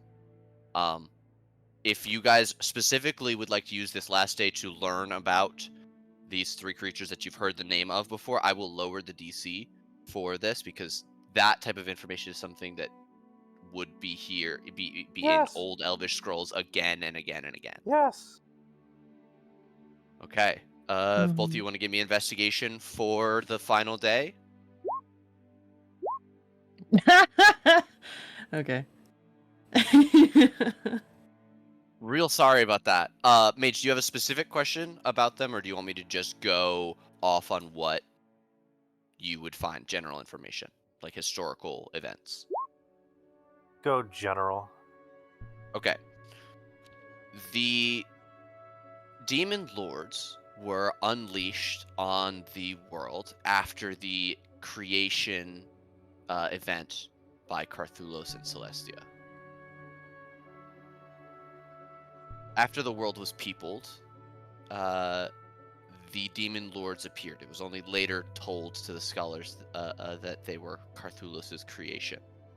They immediately began to devastate the land. Much of the Split, the Ukrella Crescent, and the Lifeless Yonder were almost completely destroyed by the reign of these three creatures. Sluggoth, the Slithering Famine, Darrican, the Unending Hunger, and Velixar, the Beast of a Thousand Faces. It took the elves being rallied by Celestia to fight the beasts, and they nearly collapsed as a race, taking down Sluggoth. The king of the elves at the time died, killing the demon lord. She was then forced to use her power directly. It's said that in an instant she created a order of wizards to subdue the beasts and trap them forever. Since then, they have not troubled the lands of the world. Though many Until we want poems them and stories have been written about the first Elven King. There are several ballads about him that you read as you're learning this information. It said that he died by being swallowed by the beast, and there are several statues that you would now be able to realize were him. A horrible, tortured, half-melted, sick-looking man emerging from a wall of skin, his sword half-melted, as he cut his way through the back of the Demon Lord. Well, that's not exactly the greatest depiction. No, it's not, but it's how his Haven't- people remember him. Haven't they heard? Propaganda, man. Should have made him look like a Giga Chad. Wow. I mean, isn't the biggest Giga Chad the one who makes the sacrifice? When you think about it. Not when It's they like remember that you one looking ant like from that. Ants where he's standing on the bottom and he's holding up the whole ant colony. Y'all remember Ants? Yes. Y'all know that Jesus guy. That also is a thing. Jesus guy. Big fan of him. Seemed like a cool dude. Yeah. Okay, that's the week for you guys. The only people that we did not finish the week for were Zeren and Adelante, because 4 days into their week, they arrive at the Holdstrong. Talk to me about your approach, Zeren and Adelante. I feel like while we're walking there, Adelante's like, okay, tell you now that they are not going to like me specifically. So let's just take it easy. I'll do the talking. Keep your hands away from your weapons. Should be fine, okay? Keith shrug. Okay. I'll follow your lead. They're gonna point swords at me. Don't worry, don't freak out, okay? He nods. And I feel like I'm just like she just sort of steels herself and she's like, okay. And she like walks up with her hands sort of held up to like whatever like gate or whatever like sort of structure there is there to be seen. The Holdstrong, as it appears on a road, is a massive keep.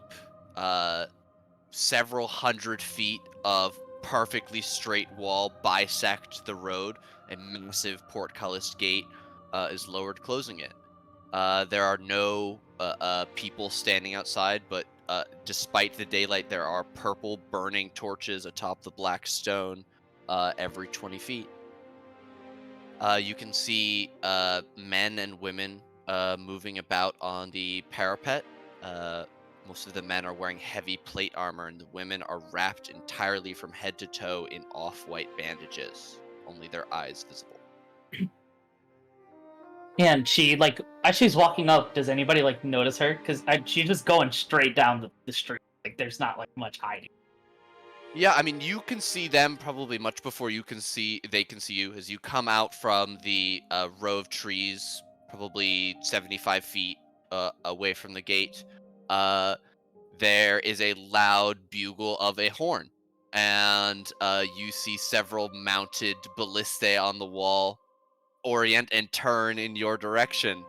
And the wall at the top of the atop the gatehouse bristles with men and arms. You can see just past the portcullis several ranks of soldiers begin forming up as you're walking by with your hands up. Do you call anything out? Yeah, and I just walk towards, and I just look at all the things pointed at me.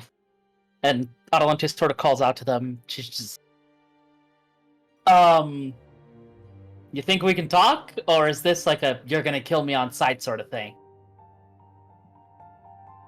Give us one reason not to. Well, I'm sort of in the business of saving all our asses, mine and yours included.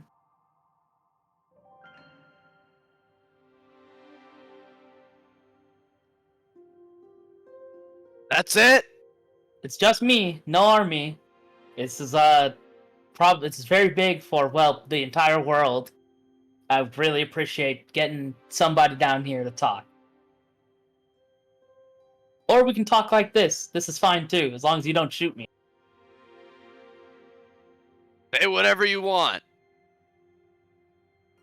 Well, my name is Adelante Briar. I'm from Sanctuary, points back.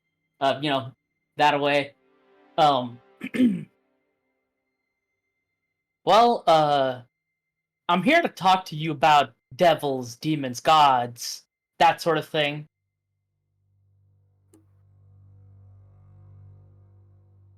So you want to talk to a priest? I want to talk Want to to someone. compare some theology?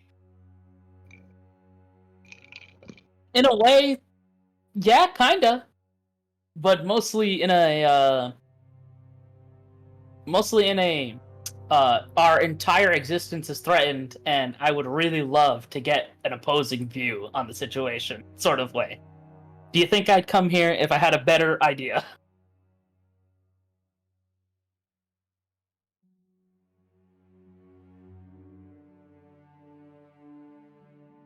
Swear by assure you mean us no harm. I swear by assure that I won't harm anyone. You can slap me in irons if you wanted to. Excellent. Some very brisk shouted commands are heard from inside the wall. The top of the wall does not relax in any way. You probably were stopped about 20 feet from the portcullis, and there are at least six heavy crossbows pointed at you, as well as one of the mounted ballista stays pointed in your direction. And a few minutes pass. Zoran, you're kind of watching anxiously from the woods. Is it going back there? Yeah, I think he'd be like, "What are you doing? Like your arms and irons? Like, is that what she meant? Like getting tied up, or like?" Yeah, like she puts her hands out, like arrest me, officer. That sort of thing. Mm-hmm. I don't know if Zoran would be away from her. Would they? Yeah, I think I would have thought that you walked up with. Yeah, I apologize. I thought you said wait for me in the woods. I thought that was. Oh no, I was like, just keep your hands off your weapons. Like walk with your hands up. That sort of thing. Yeah. Sorry, I really thought you said wait for me. My apologies. No, you're. Yeah. Okay. Think, My apologies. I think under his breath he'd be like, "What do you mean? You're gonna? What if you need? It's a fight?" fine. We won't need to fight. They're not going to do anything. I don't know. They might not be exactly. They might not be exactly heroic, but they're not evil. Evil, at least, not that I think of. But now you won't. It's fine. Once they hear what we're doing, once somebody hears about this, they'll at least help. At least I'm pretty sure they would. There's no guarantee. Life's not about guarantees, Ren. This is our best option right now. What? Just don't be stupid.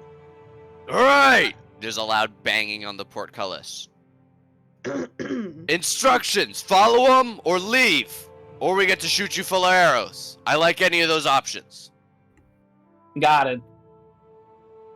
Step back 20 paces, take off your armor, drop your weapons on the ground. All right, fine. Does like I just do it. She does it. Okay. You guys go and spend the next several minutes divesting yourselves of arms and armor. It's much easier for you, Zeren. Adelante has to take, like, what is it, 5 minutes to get out of heavy armor? I think. No, isn't it 10 minutes? I think it's 10 it's- put it on. Anyway, yeah. You finish taking off your stuff. They say, all right, approach the portcullis 10 steps closer. Put your hands up and behind your head. all right. They raise the portcullis and 6 figures walk out. The 2 in the lead are heavily armored paladins wearing full plate and each of them carrying massive greatswords on their back. One of them is clearly the superior. He has a gigantic horned helm. The faceplate is open. He has a massive 4-scarred claw going down the side of his face. That entire eye is completely milky white. And as they step up, they step to the side, and behind them, 2 of the women wrapped in linen entirely step forward. They both carry wicked blades at their waist, and a set of manacles in each of their hands, which they will proceed to step behind you and begin to affix to your wrists. The last pair are clothed in dark black and purple robes, their heads and faces covered by veils, and each of them are carrying a pair of chairs, which they will come and set up in a small square, all 4 of them facing inwards. As your hands are manacled behind your head, you are directed to sit in the chair, and then with your hands behind your head, they will run the chain back down and under the chair and manacle your feet together, forcing you kind of into a slightly awkward, very upright position. The robed figures will sit, and the clothed women will stay, or the wrapped women will stay behind you, and the paladins will each step to your sides, forming a symmetrical shape. Speak, says the paladin with the full helm, whose face you can't see. Well, I'm assuming you guys know about the whole monster that's currently ravaging the lifeless yonder, right? We're all aware.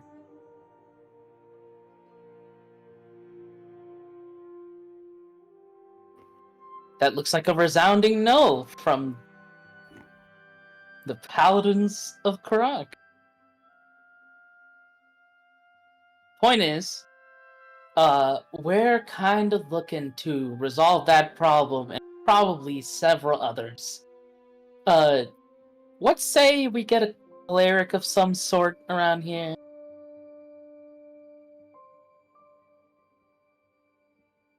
I am a cleric of my Lord of Order. Right. One of the robed and veiled figures says, "We have no information to offer you." Well, I'm more so proposing a trade. Some information that could be of some interest to you all.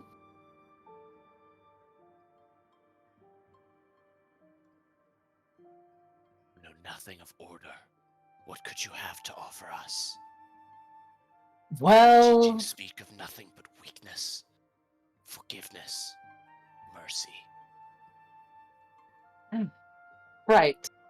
Forgiveness and mercy, the very teachings of Ashur. And order and justice, the very teachings of your Lord. But I'm more so here to talk about creation and, well, like I said, the very fate of your and my people and just about everyone else in the world. This isn't about mercy or forgiveness, it's about survival. That's why I'm here.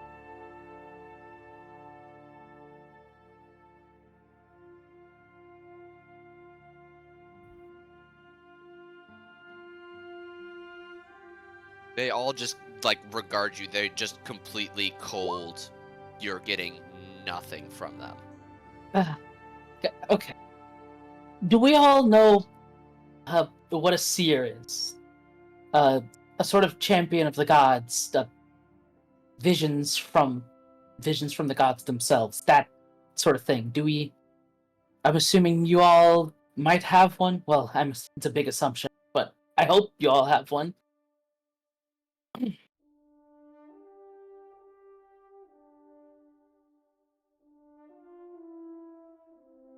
I would really We like have this answer. no information for you. Look, I am the seer of Ashur Adelante Briar. I was brought here from 100 years in the past, and there is something going on. Something that has to do with the first gods and the very first men to walk this earth. Something that could see us all doomed. Every one of us, sitting in this room or anywhere else. I'm not here to preach, and I'm not here to tell you about mercy. I'm just here to talk. That's it. Then speak. You have delivered your warning. I am looking for somebody to bounce information off of. To maybe, hopefully, save us all from dying a horrible death at the hands of a monster that's not affected by radiance or by any sort of magic that we could throw at it on our own. I've seen it before. It eats radiance like it was normal food.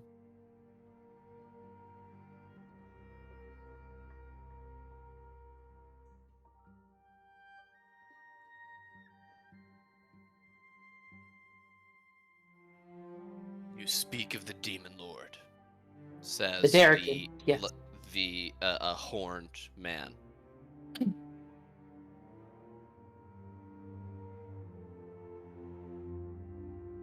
So it is true. Fortunately, yeah. That and probably a greater threat still.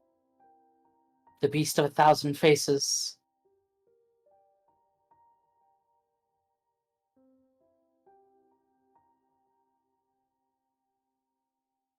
Now,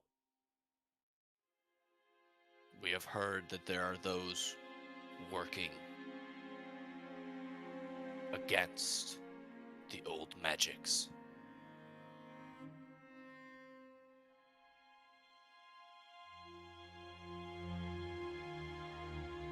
Well, it would seem like our Beast of 1,000 Faces and our Darrican are running free, and we're sort of out. Me and a present company here, and a few others are out to, well, put them back, that sort of thing.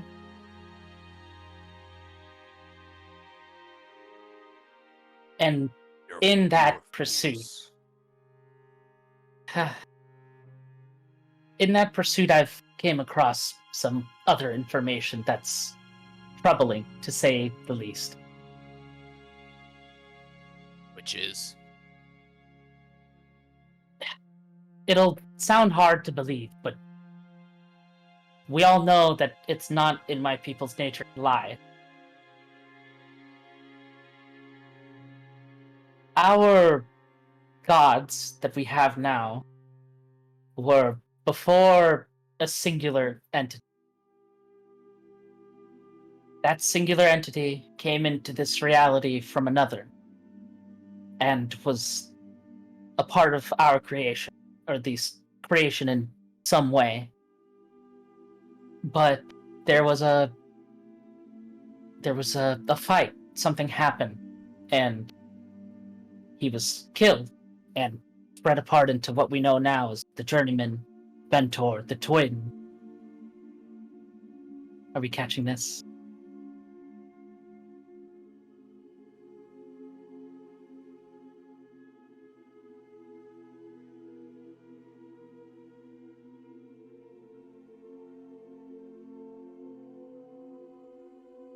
You all seem like you're kind of thinking about it.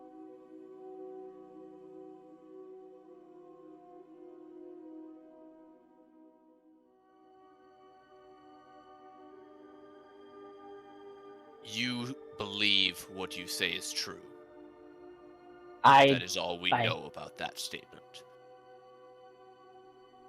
I've seen it in my visions before. And so I've seen what? it all happen. I serve Well- Karak, not some other god who did not create me with his own hand. Right. But is our creation not also owed to each other? Ashur and Karak work together on creation. Why? As much as it pains me to say it, why can't we work together now?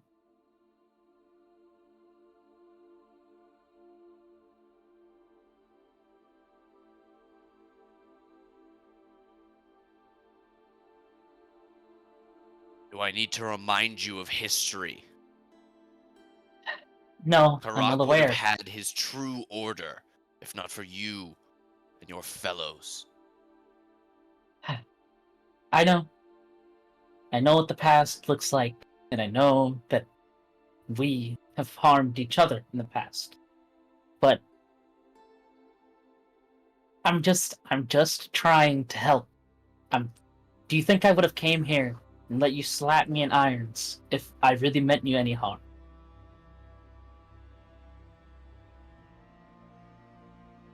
Talk and talk and talk.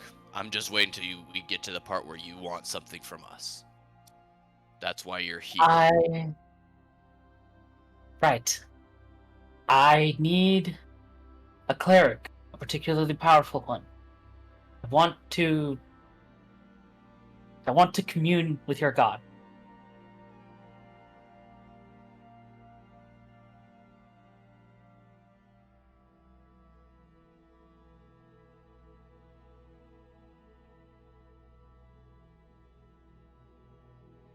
No. I had a feeling you're that. Yeah, I would offer the same thing in return. It's more of a two-way connection of sorts.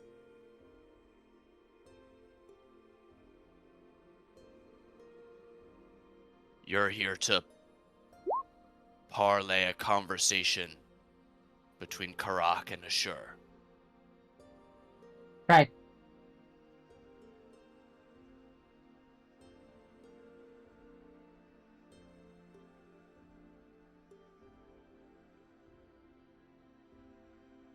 Is that what you would say after a week of questioning? What I would say after a week, a month, that's what I want, that's what I need. We can you're paladin. You can divine the truth for me, can't you?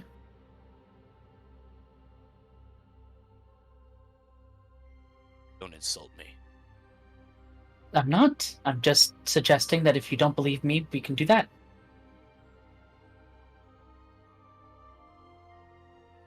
It is not I who am judge here.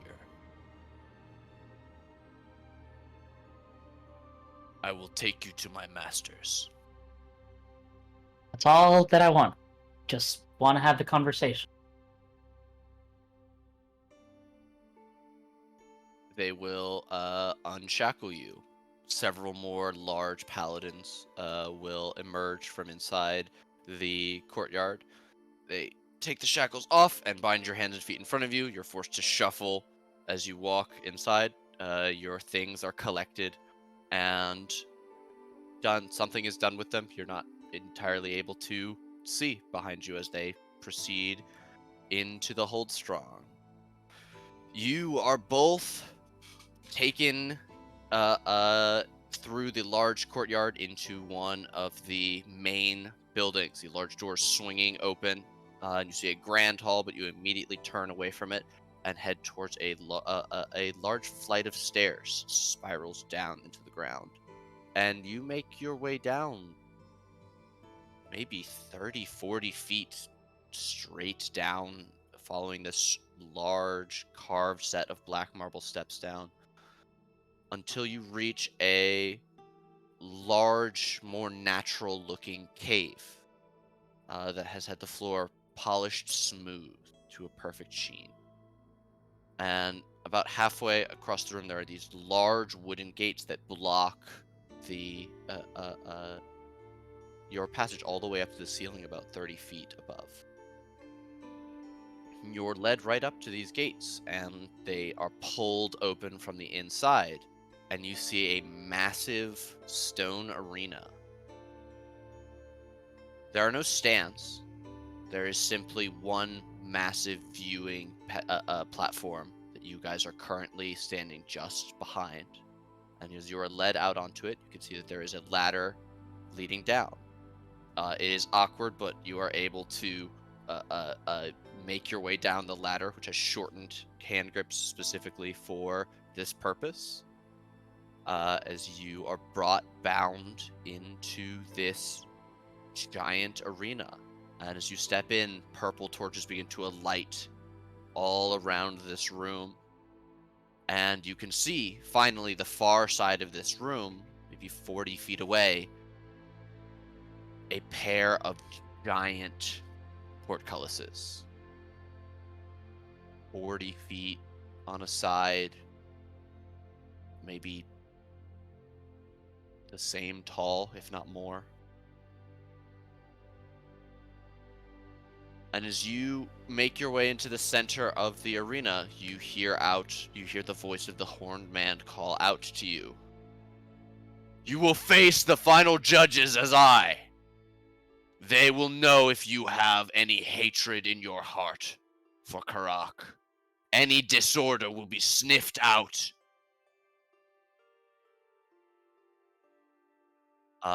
And you both watch as the portcullises begin to rise, and the loud rumbling of the gears drones on for several minutes, but is suddenly surpassed as the portcullises near the top.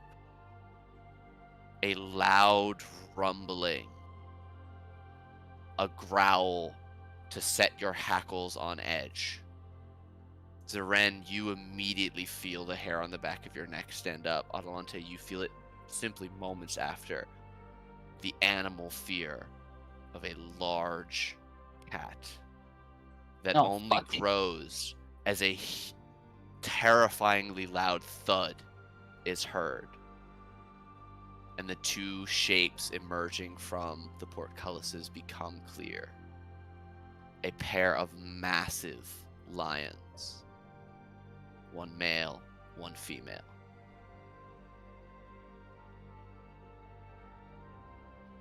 As they stare at you, emerging into the purple torchlight, there is a maddened spark of intelligence in their huge eyes, large as dinner plates,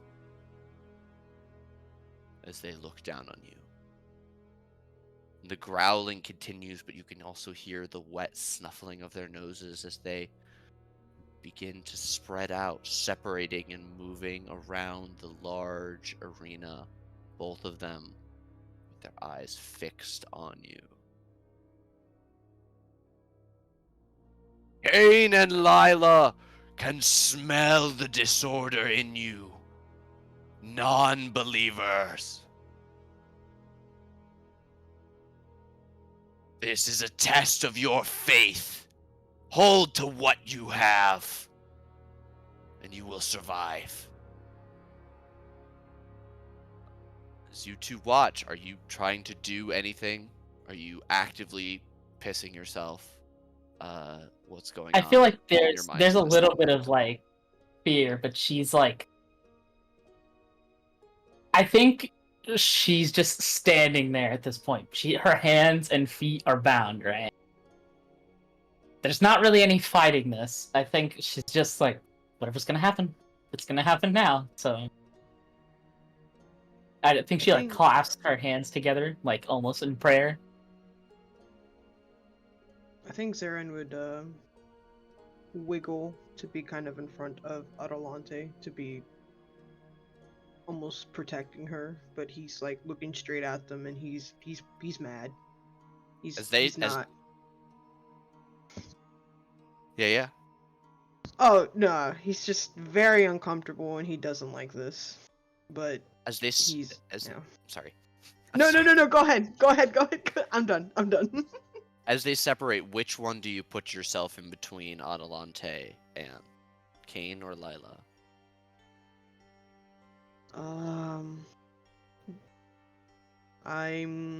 Is there a difference or like? Kane is a male, big shaggy lion mane. Lila is a female. Okay. They are both about 30 feet tall. And they're both vicious, dangerous looking. They are. I mean, you probably have never seen a lion before. Yeah. It's. I mean, imagine you had only ever seen house cats, and then you see this. I mean, it's larger than a bear by several magnitudes. This is a cat the size of a dragon, and that's fucking horrifying. Yeah. What was the original question? I'm sorry. Which one are you? Are you focusing on? Yeah. I think his eyes are darting back and forth. But maybe the male more because he's more intimidating looking because of all the fluff. I imagine he's like bulkier looking, so maybe. But different bone structure, bigger mane. Yeah, so I would say he's probably more focused on the male. Okay. As you guys are kind of moving around, making sure, keeping your eyes on these massive animals as they move around, a rippling growl sounds out from Lila, causing you both to jump slightly. The chains rattle, and they take this as something of a sign, and they begin to circle, not faster, but now slowly moving inwards, about a foot or two on every rotation, just slowly moving around, but they're large size, seeming to carry them incredibly quickly, very close to you. And it's only a few minutes before if your arms were not bound, you could reach out and touch one of their massive legs. Oh, and just as that thought happens, both of them turn and slash down at each of you individually. I need you to make me a wisdom saving throw, each of you.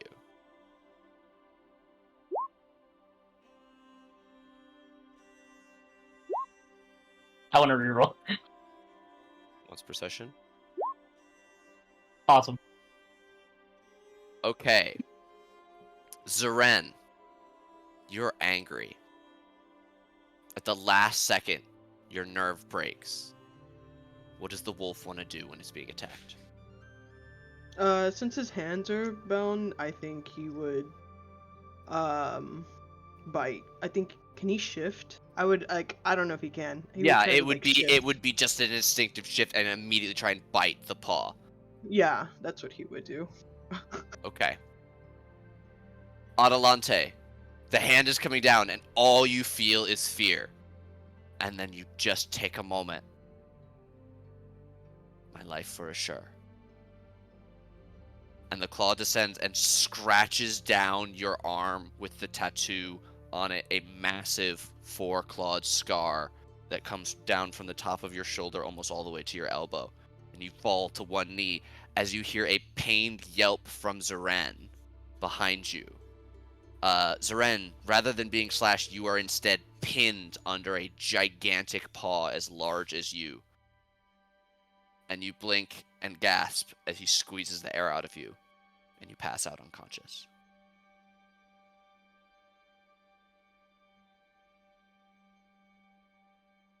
Immediately, Adelante, you feel the hot breath of a lion on the back of your neck. And you look up. You could see the massive creature looking down at you with these huge eyes.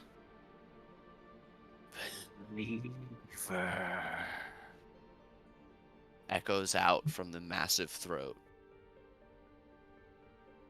Faithful. And then from behind you, the massive grating voice of Cain. Sinner.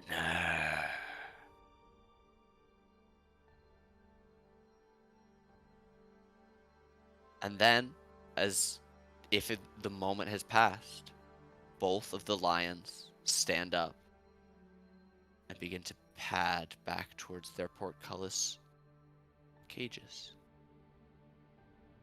disappearing from sight. And appearing as if from the shadows behind you, a hand on your shoulder, there is the horn-helmed paladin, his helm held under one arm, the massive scars that mirror your own on his face, looking down at you, reflecting in the torchlight, his glassy eye purple. I did not expect you to pass. My name is Malcolm, and I'll offer you a hand to pull you up. And I think I just look at him sort of over my shoulder. What does his mean?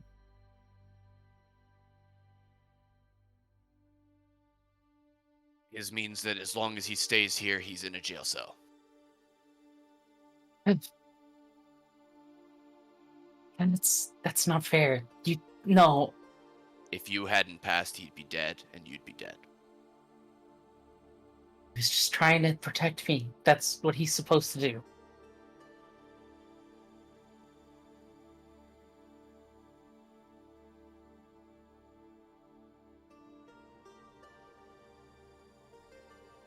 He'll be well treated. Shit. Okay. I get up and I grab his hand with my fucked up arm. He'll pull you up. He makes no allowances for your pain as he pulls you up. Okay. Was the lion thing really necessary? I am not the judge here. Jesus Christ. I look over and I'll heal my arm a little bit,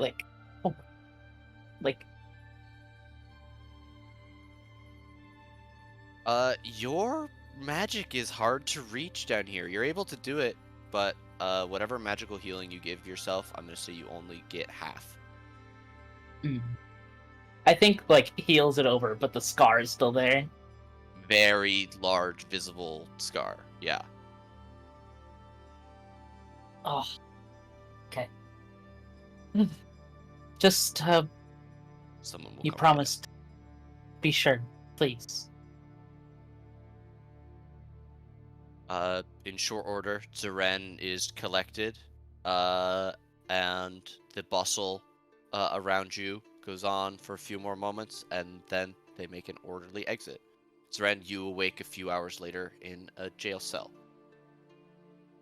I'm very sorry. The kennel! No! You can't keep the dog down!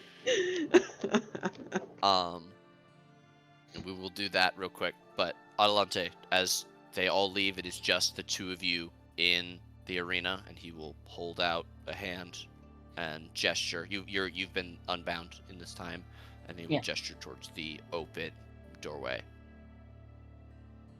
Yeah, and I just nod. And I walk towards it, like sort of holding my arm because it still hurts. And just like walking towards the door, just okay, and just push it open. If it's closed.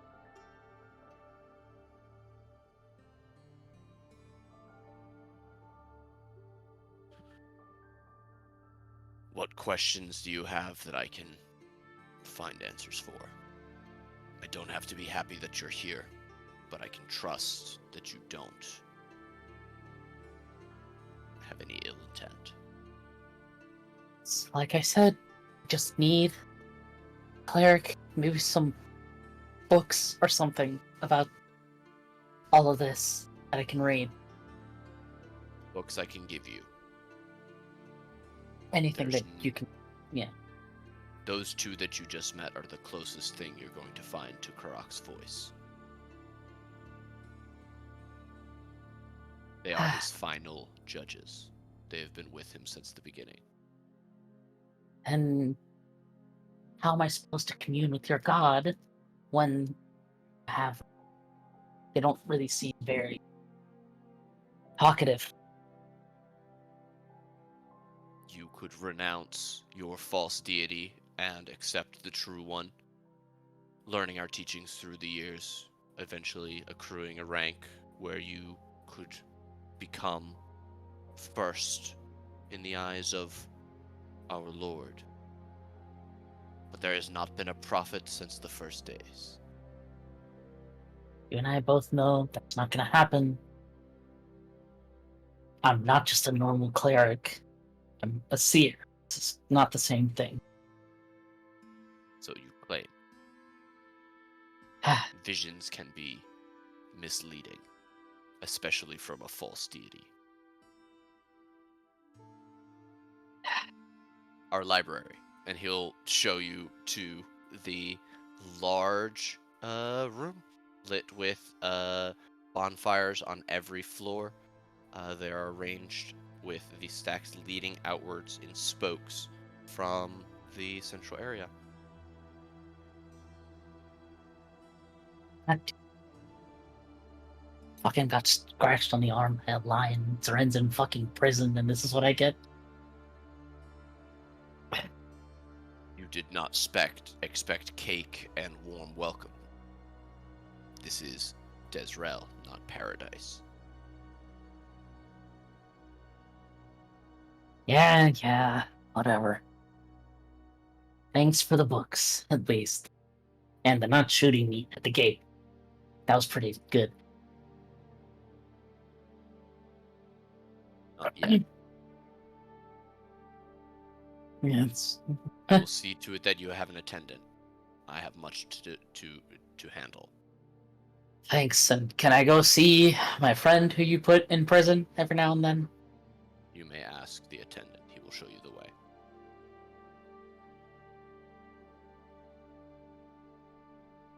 And he leaves. Very shortly, what looks like a burly initiate, not wearing full plate, will arrive and be able to get you whatever you need, somewhat begrudgingly.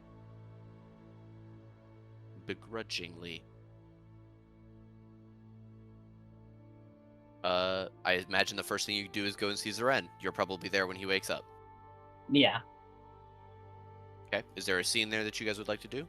Or would you like to flash forward to the end of this week? I just, like, sort of, like, knock on the bars a little bit. I want to make it where he's been banging and screaming to get out. Okay. So you arrive and you can hear the "Let me out!" like bang, bang, bang on the metal door. It's literally just a metal door set into a stone room, probably like Yeah. 9 by 9. It's not big. There's a slot thing on the front. Yeah, and he's screaming Adelante's name. Adelante! Ah, he's screaming. Yeah. He's scared. He's really scared. So his nerves are shot, and he's just very, very scared. the last thing he saw was Adelante about to get fucked, and he not being able to do anything. Oh. Yeah, I think the attendant sort of like slides open the slot. It's like, he's in here, and she's like, I figured. Zoran? And then, like, just you hear like him going to the slot, and he's like, Adelante, and he's like bloody because there is a giant claw on his body stabbing him, so he's covered up a little bit with blood.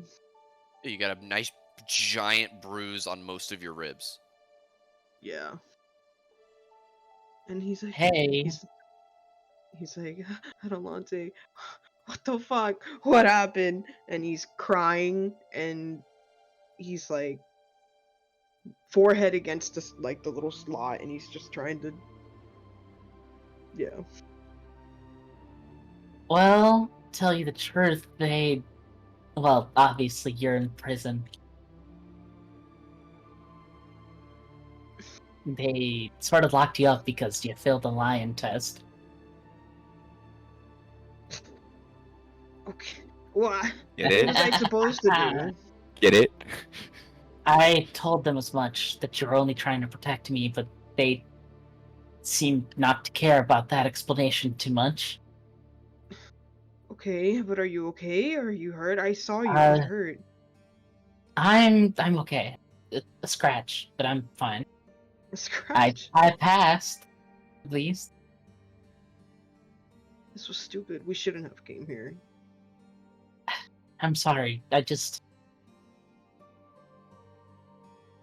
I know my mother always told me that this side, these people, looks at the attendant, no offense, weren't exactly forgiving or nice.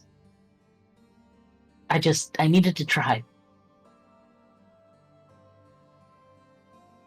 He would just stare, and he's just like, okay, so when can we leave? I don't want to be in here. I He would put his hand through the little slit to like try to touch you. yeah, Yeah. she'll like put her hands there. I don't know. I need a few days to read the books and Days? figure Days? Why? Why so much time? Can you at least do it here near me? I don't like this place. I look at the attendant. Can I read in here? You can have a stool brought. Okay.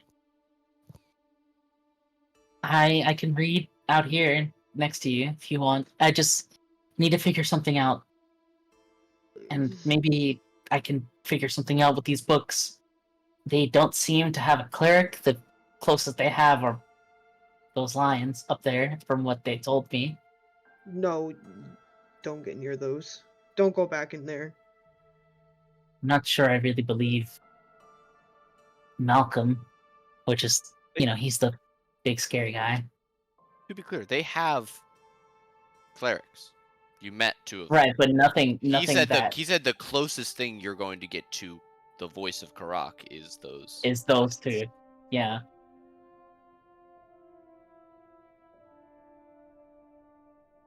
But I don't know. I don't need just a normal cleric. I need someone like me, and they don't seem to have that.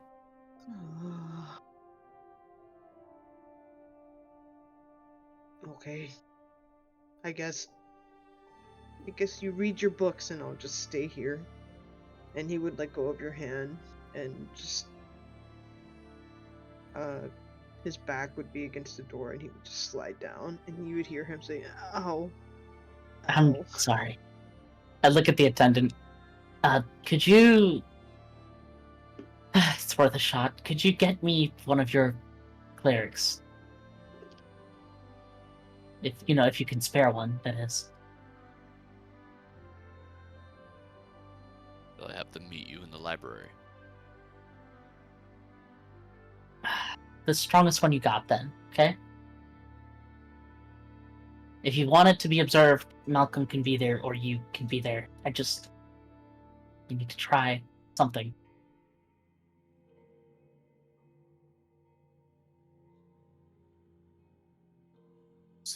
I will see that it is so. You'll follow me. I'll be back in just a little bit, okay? I need to go talk to a person about a god, I guess.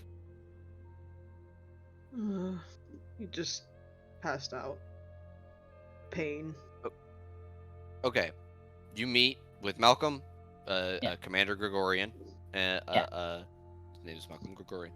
A high-ranking cleric, priest of Karak, an older man, your attendant, and a pair of the wrapped women. You're in the library. What is your plan? I want to ask and see if we can sort of like I said, sort of parlay the discussion, if that's possible. Why don't you make me a religion check to determine if you think you can do that? Odd. Okay. With everything that you've learned, you understand that wherever the gods are, they are in some type of outer plane. They are divided and separated away from you. They also seem to be divided and separate and distinct amongst themselves.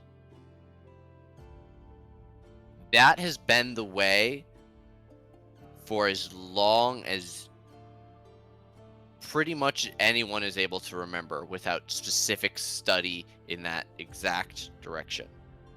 You're not, as far as anyone knows, that is, since the gods stopped walking the earth, they have not had communication other than through their servants on the material plane.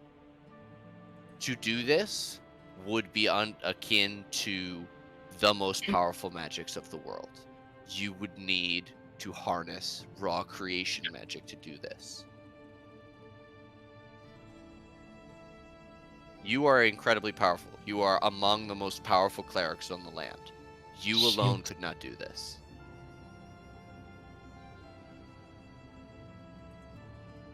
If only you had a wish. Ah, damn it! Fuck! I don't have that. And my only means of that is God knows fucking where. Who can't even do it anymore either. At least direct communication is out. However, they have explained to you that you are now a marked. You are considered one of the faithful, and no one will question you. They may not like you, but they will not question you. The only other person that you've seen so far that openly wears a scar like that, like you have, is Malcolm, and his is on his face. And he's the Lord Commander.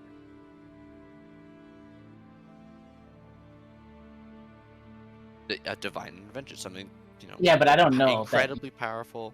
I don't know that Mage can't do it yet. So that'd be metagaming to do it now. Anyway, I think it's metagaming no matter what. If you use an ability to get the ability to do the thing back, that's not a thing that's codified. Yeah, but I definitely wouldn't even know that Mage doesn't have that ability. Regardless, not important. What other ways would you like to use this resource that you have? You do have access to a moderately powerful cleric of Karak, several paladins, and from what you've seen, a small-sized army. I mean, you can't give them directions or anything like that, but they have a sizable amount of forces here. This is a large keep that is almost exclusively dedicated to their training and teachings, with a few businesses. I guess I want to talk to Malcolm again. Damn it, Malcolm. He's here. He's in this room. Malcolm. I know you're a bit apprehensive of me, very understandably so. But I need to ask you a question about your judges out there. Do you know anything about their connection to Karak? Anything like that?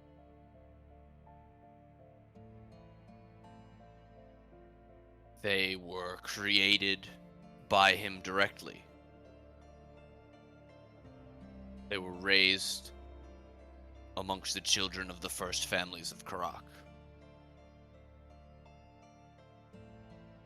And they have been the final judges since they came of age. Is there a way that they could converse with your god? Hear his voice, speak his words, even?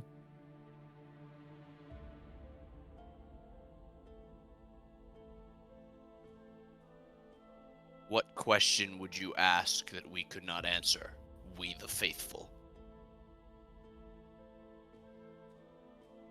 Well, You seem intent on getting past this, but I told you outside of the gates. No. You will not speak to a god that you actively deny with your perverse faith. I will not call you a heretic for your marked.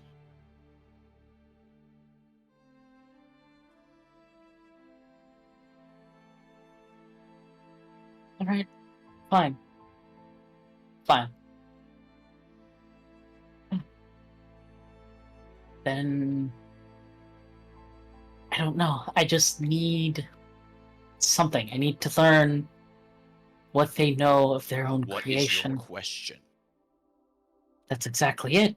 I need to know if they remember anything from how they were created. If they remember being one, being whole before.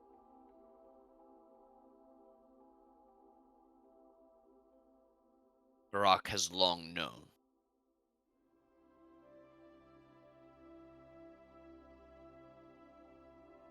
Out of character. I know Ashur was talking to me about his brother, and he was like kinda like more forgiving of him, wasn't he? Mm-hmm. Yeah, I feel like Ashur is forgiving of his brother. Well, more like apologetic for certain misgivings that he has done against his brother, and I would hope that Karak is much the same to preserve order. There must be, well, responsibility. I just want to see if maybe there's a chance that our two people, our two gods, can work together again, like before. You and I, Relent Malcolm. the false deity of Ashur. Malcolm. Listen, please, hear me out. You and I could be the bridge, the people that keep us whole, the people that make our split continent whole again, that make us together again. Wouldn't you prefer that to this? I prefer order. You'd have it. It must be absolute. I was afraid you'd say that never, too. I would never question my god's directives. His laws have been the same since the first days. He has not changed. He did not forsake his oath of non-violence. He did not show himself for the false deity that Ashur is.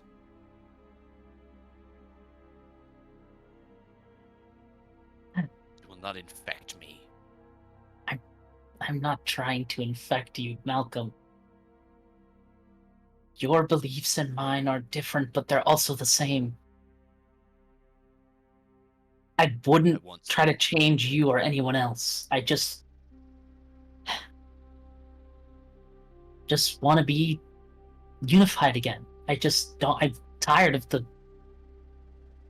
this.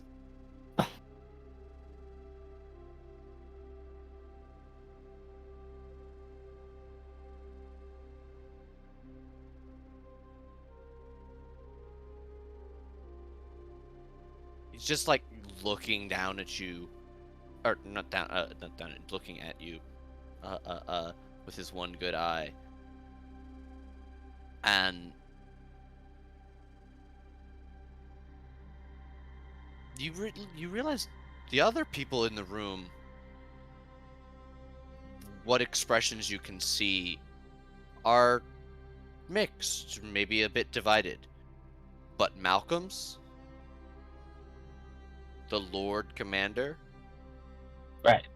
He is stone. This might be. You don't even need to roll an insight on this one. This might be the most intractable person on the planet. God damn it, Malcolm!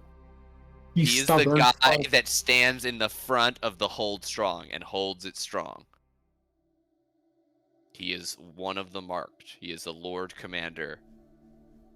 He has never thought the word waver in his life.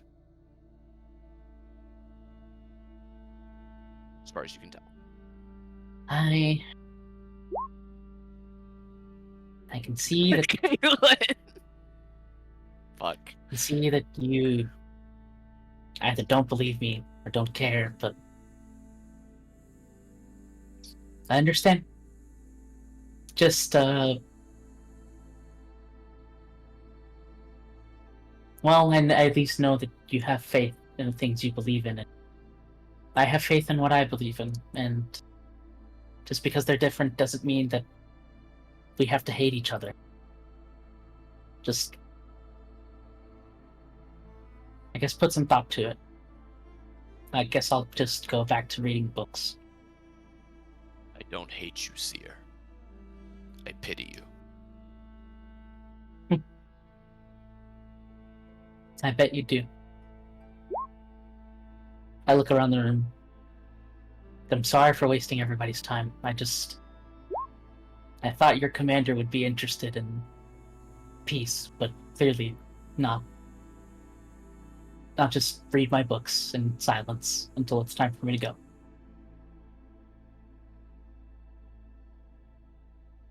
He makes his way out of the room. Almost all of the paladins follow him. The attendant and the cleric remain. Cleric has the same veiled face. You can tell it's a little bit of an older man. So, the time before Karak was Karak. Are there any questions I can answer for you? I believe I can find the few scrolls we have on that time. Just bring me anything. I'm gonna have a lot of time to read.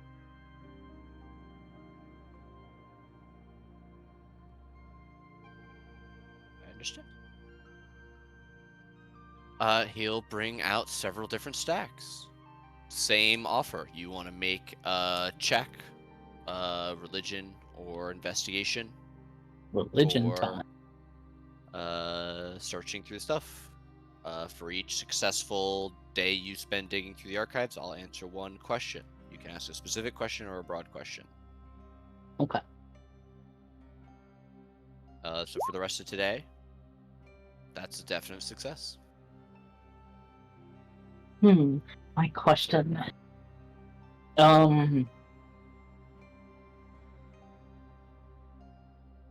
I guess it's sort of like if there's anything written, how does Karak really see Ashur, people that follow him? Like, what are the teachings exactly?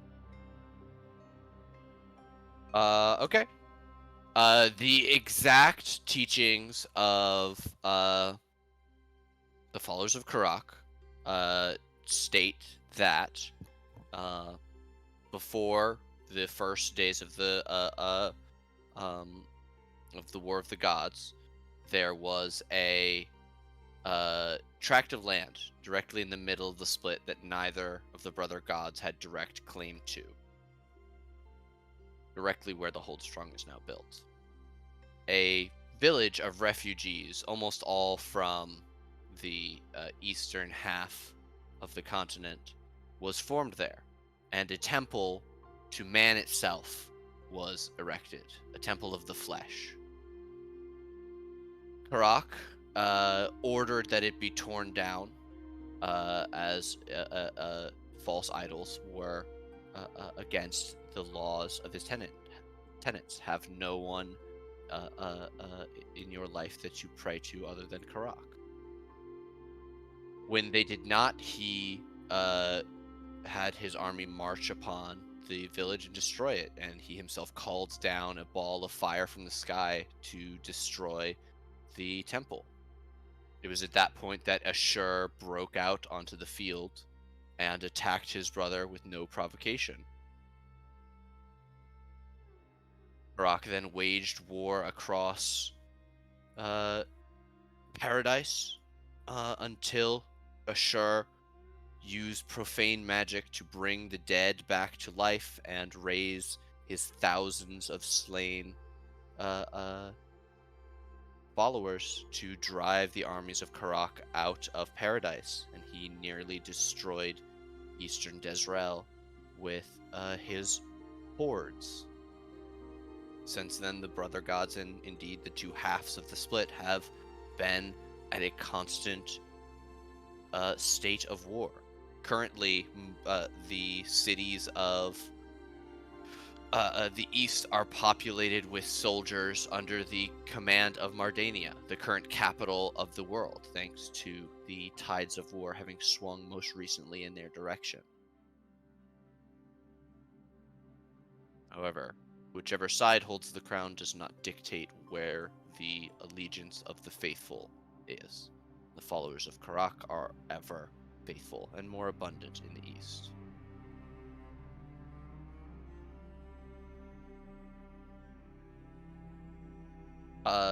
Beyond that, it is taught that during and before the war, Ashur broke each of the tenets that he himself claims to stand for, and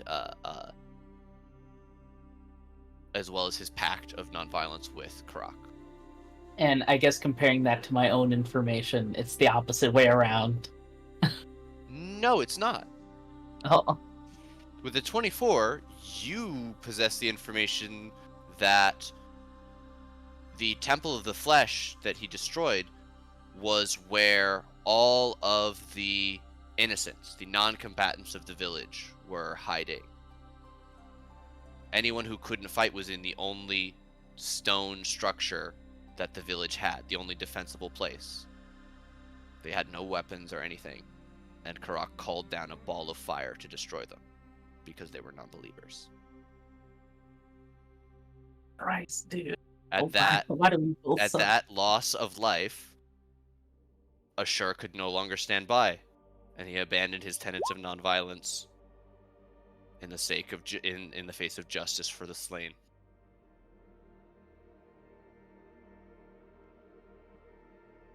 She Which wore plays that into with which plays into, damn, that's hardcore for Karak, but the tenets of Karak don't even talk about it.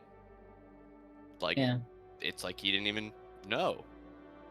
Which plays into the you're now that you have this, it's like you're staring at it, it's like, well, this looks like a misunderstanding if you look at it from both sides. Yeah, it looks like nobody. Yeah. Right. God damn it! Fuck, Malcolm, you fucking stubborn fuck. Why? Fine. Sorry, you specifically went. I want to talk to Malcolm. I went, fuck. Okay. Dude, Malcolm he's the guy. If I can at least talk to him. You could say he's in the middle of all of it. Oh, shush. You Hey. you don't disrespect Lord Commander Gregorian ever again. Alright. Alright, I it's guess the I finish up my week reading. That's what I think I would do. So you're gonna stay, forcing Zoran to be in the cage for I 3 more think- days? 2 more days? I think like another day. Like one more more day. day. Yeah. Okay. Second day. Second check. Second check. Fuck. Oh my god, fuck, that's terrible. Take my reroll, Okay. if that's okay with Nate. Do whatever you want. Yeah, take it. Oh! Opposite end of the spectrum, baby. Let's go. Okay, what's my question? Sorry, a 32 fails. Oh fuck, no. 32, I ascend up into heaven. Anyway, With an int skill, you know a lot about religion, is what you do. yeah. I'm trying to think of something fast. I mean, you seemed interested in like the time when they were. Yeah, together, let me the know. time Yeah, I when want they to were read. split, or... Yeah, let me read about their time together. Like, how were Ashura and Karak as a team?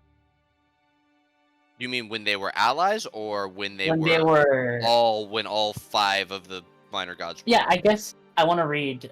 Yeah, I'll try and read about when they were all as one. See if there's anything written. Failing that, then I would go to Ashura and Okay. Karak. Do you want a specific? Do you want to ask a specific question, or you want me to give you a general timeline of what happened? As Let's far as do the histories are general concerned? timeline. Okay.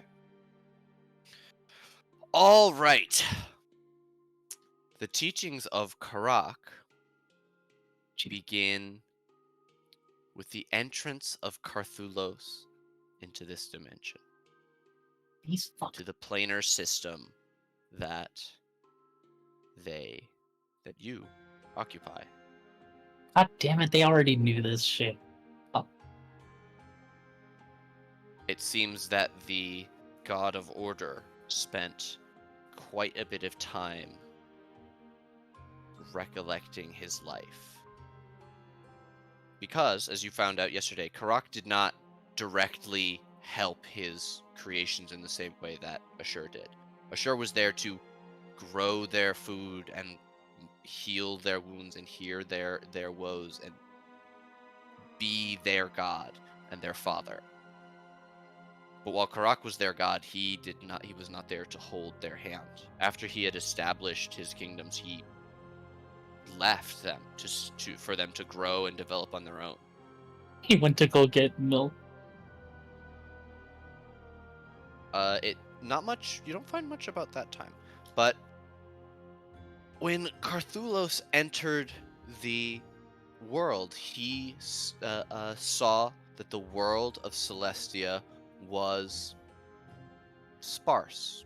There was beautiful land and wonderful creatures, but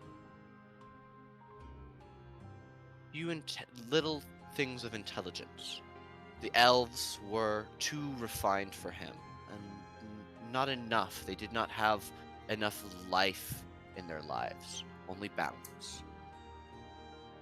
So he and Celestia created. All good creatures were made. From Dragonborn to Loxodon to Halfling. Everything. Save man. Humans were not made. Humans, the one thing that Carthulos had made before, he's burned. In time, the demon lords were unleashed upon the world. You find teachings that Carthulos indeed did create and unleash the demon lords to unseat the elves, to make room for his creation, for mankind. He was struck down by Celestia, his creations destroyed, and he was severed into 5 pieces. Each piece was given a part of the world to rule over, but warned that they were to follow the orders of balance now. She would not suffer another mistake as they had before. They did not bear the sins of their forebearer, but neither could they be free to do as they wished.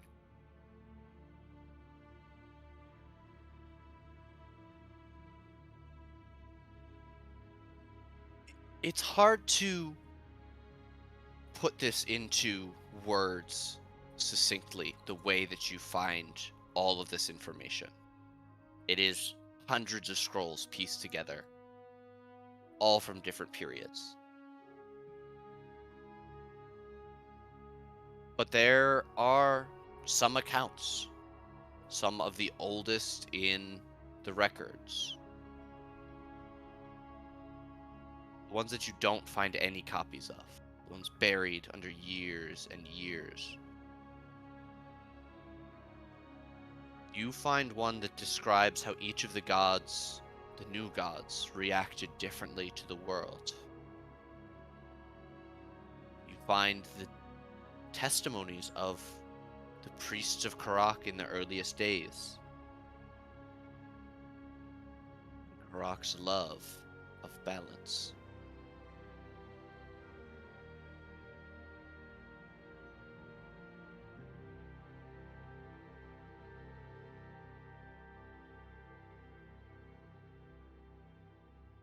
The rest of the information you have, because it goes up to when the War of the Gods started. On the field of battle with Karak and Ashur.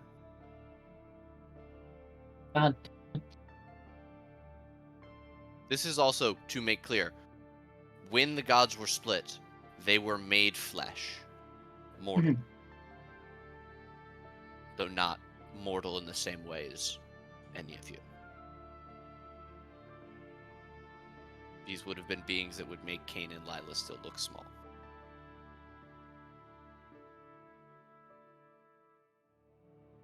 That's your second day. You get Zeren out at the end of the day and you guys leave. Yeah, I feel like I'd look at the attendant and I'd go, open the door. We're leaving. Alright. I'll bring the paladins. We'll escort him out. Am Zeren, I getting my? Oh, I feel like do I get my stuff back or is that gone? outside.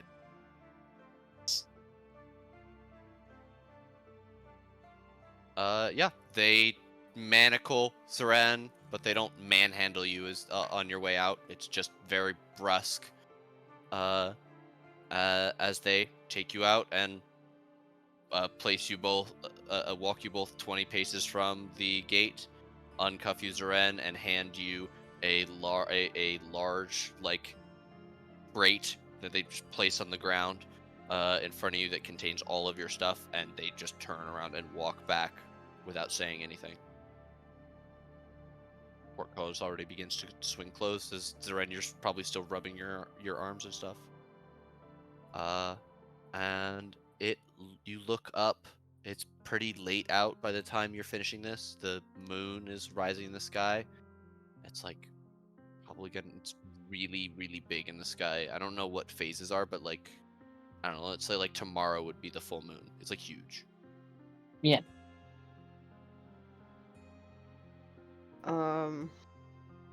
Zeren would be looking at the moon, looking at forest that's ahead of him, the road, and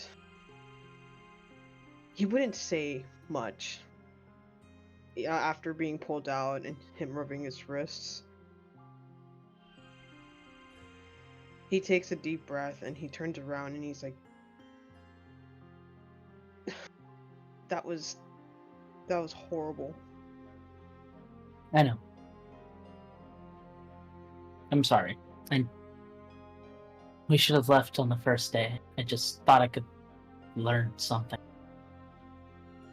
Yeah, I think if I knew that we were the danger, just even the possibility of just the extent of danger that was gonna be like that, no, I wouldn't have let you do this.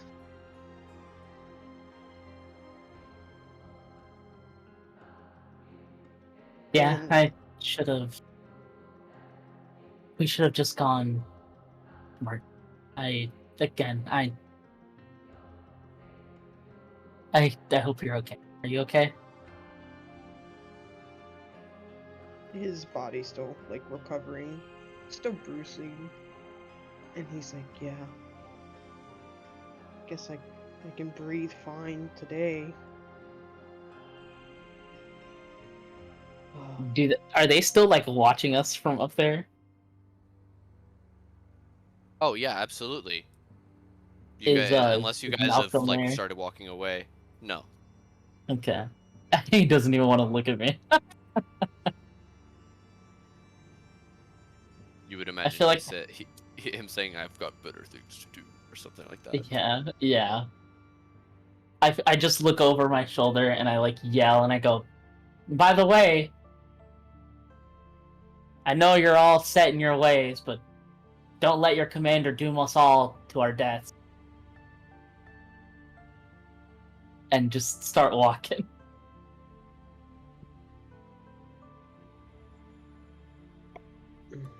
Yeah, Zoran would walk behind you.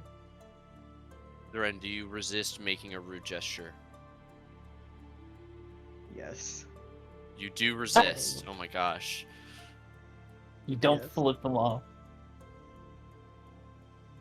He's It's a hard. Yeah. It's a hard one thing. You are angry. Yeah. Okay. Do you guys make your way? Just which direction are you heading from the Hold Strong?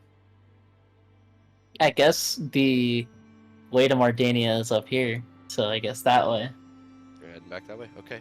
You'll make it Yeah. a couple miles.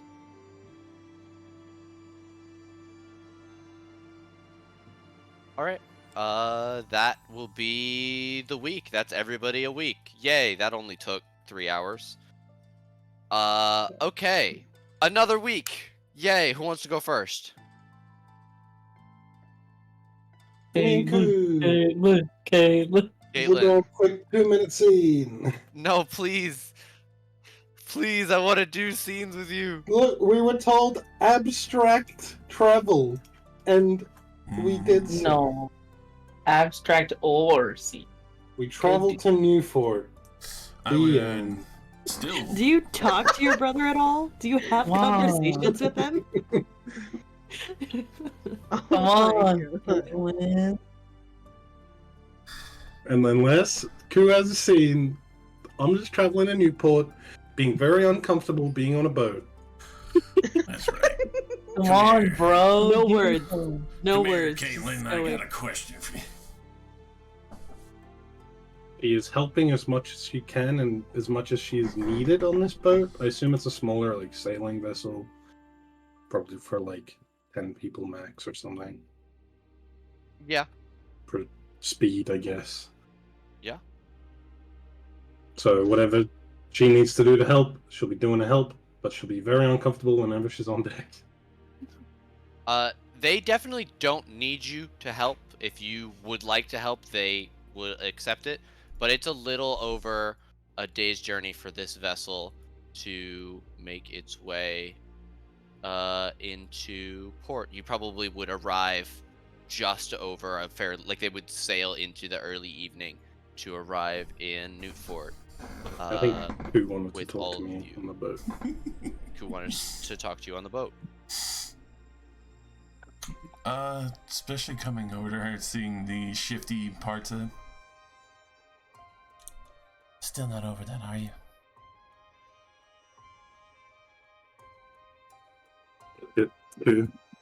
Huh? How you disappeared?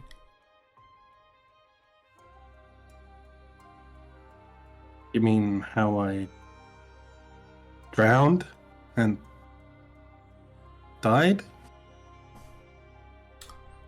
Yeah. You look shaky. You alright? Water is not my friend.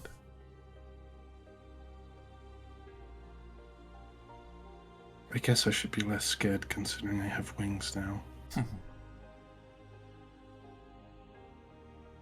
Fears are a good thing. Keeps you from being foolish. Most of the time. Yeah, I remember when Mage called me fearless. I sort of laughed in my head because, what is it? 80% of the world is made of ocean.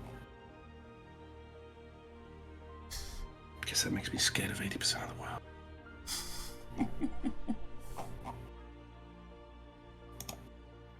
Well, something was smiling on you. Waking up with your weapons and such are still on shore. Able to, well, complete your mission in a way, ironically. I didn't wake up on shore alone. Somebody helped me. Hmm. My, Knight Commander. She gave me this. Oh, like, gesture towards my axe. Think we'll find her? No. No, she was killed by the Galar stop. Sorry. No, we expected it. You know, it was just... She probably would have lived if she didn't help me. She was a much better fighter than I am. After what I've seen, I don't think so. That's why she helped you. But she was the captain. Hmm. She taught me a lot of what I knew. Definitely seemed like you improved on it.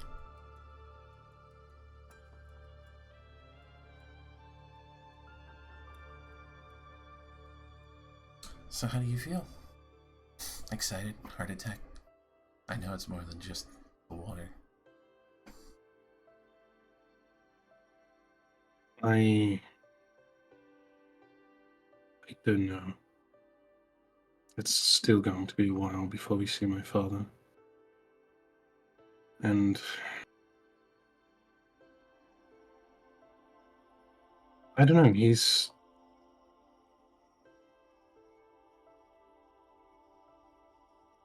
my father, but he's not in charge of me anymore.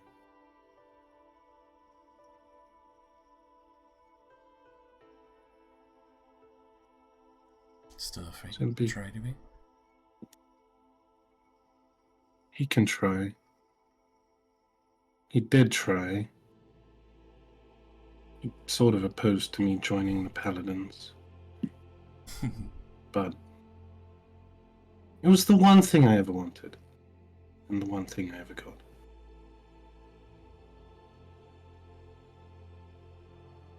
I didn't know if that pissed him off. But, you know, the Paladins work with the army. They don't technically get to order them around as much as he used to get to order me around. I'm sure that's why you're so angry.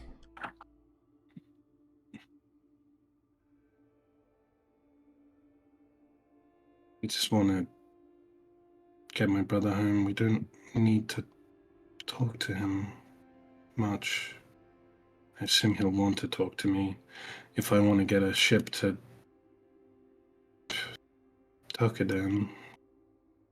Then I probably have to play nice.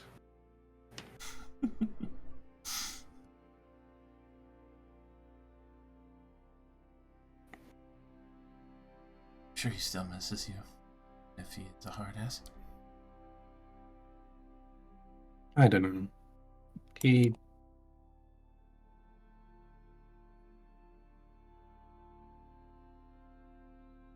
I mean, he's got a replacement. Not just Gerard's Pearson. I know it's never as good as my sister.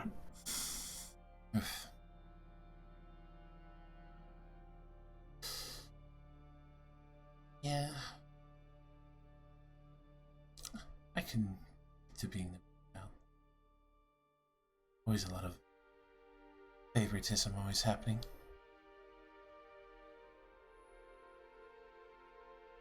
That's why I enjoyed separating from the family. I could just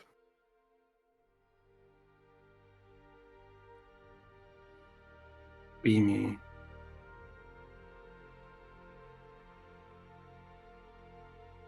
Not be compared to everyone else. Always liberating in that way.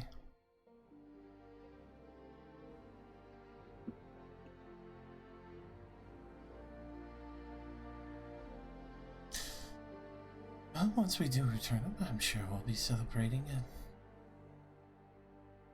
secondary earned chance at your freedom. Do what you actually want to do. Kind of like what I'm doing right now with Aiden. I'm not held to the Bale family anymore. A few other things that I'm interested in looking into, but, you know. More or less because I'm pretty sure if I don't take care of them, they'll come haunt me and Aiden, so I'll help fix the world a little bit longer.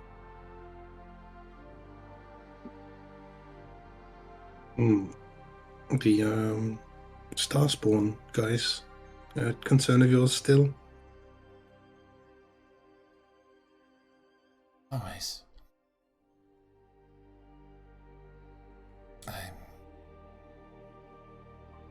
I'm not sure even if I make good the gods here that those who see themselves as superiors would be satisfied with that. A lot of creatures that prefer concise order. I'm kind of a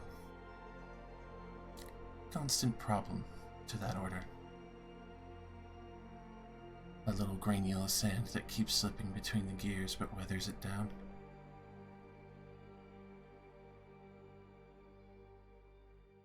Is there a place, a world, where you do belong? Like Liana, could you go home somewhere and they'll leave you alone?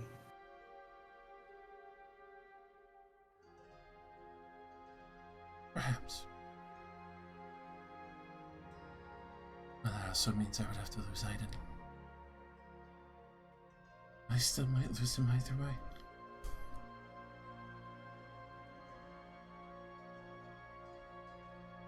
I want to stay here with him.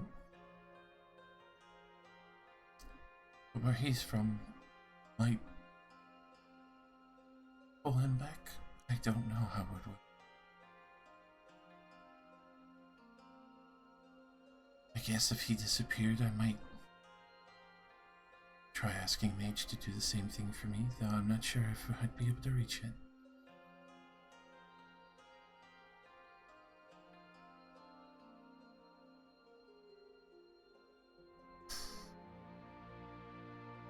Where I'm originally from...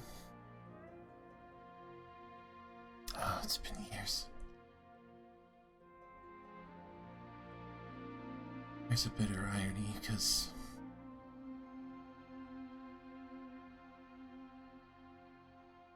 kind of became what I originally hunted.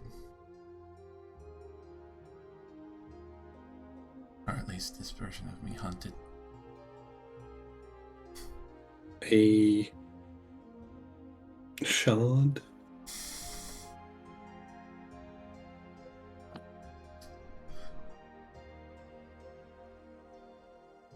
You're not a lich, are you?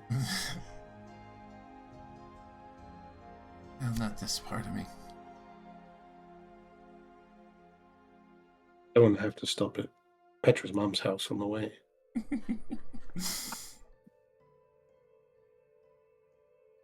I'm not a lich, but the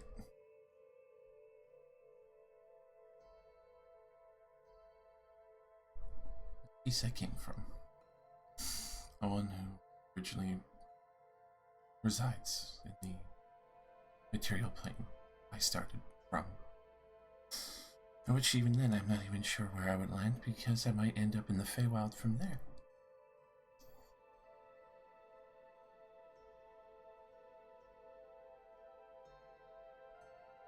I don't know what that is. Very lively and dangerous place.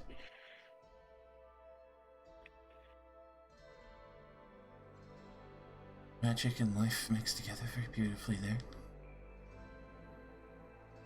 Came through with my family to the material plane.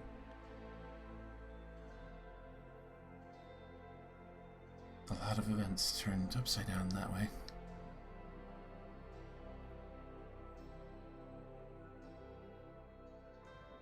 Guess the best way I could really say is I'm just kind of a drifting fragment. I'm not entirely sure where I would belong at this point, if I were to go to where I am supposed to be. Maybe the Starspawn don't really know. Maybe that's why I've been ignored.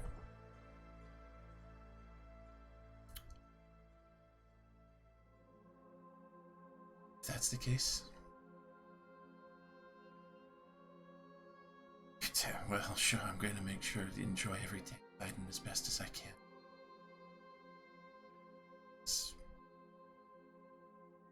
Aside from what we've just done, this is probably the most peaceful life I've lived.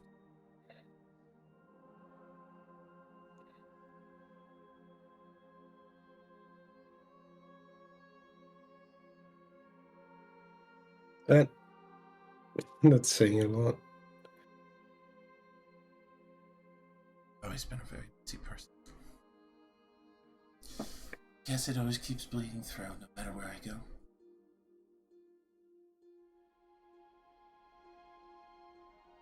You could hide in a forest somewhere. Plenty of forests on the main continent. You know. Darkin might come eat you. But I'll deal with the Jacob stuff.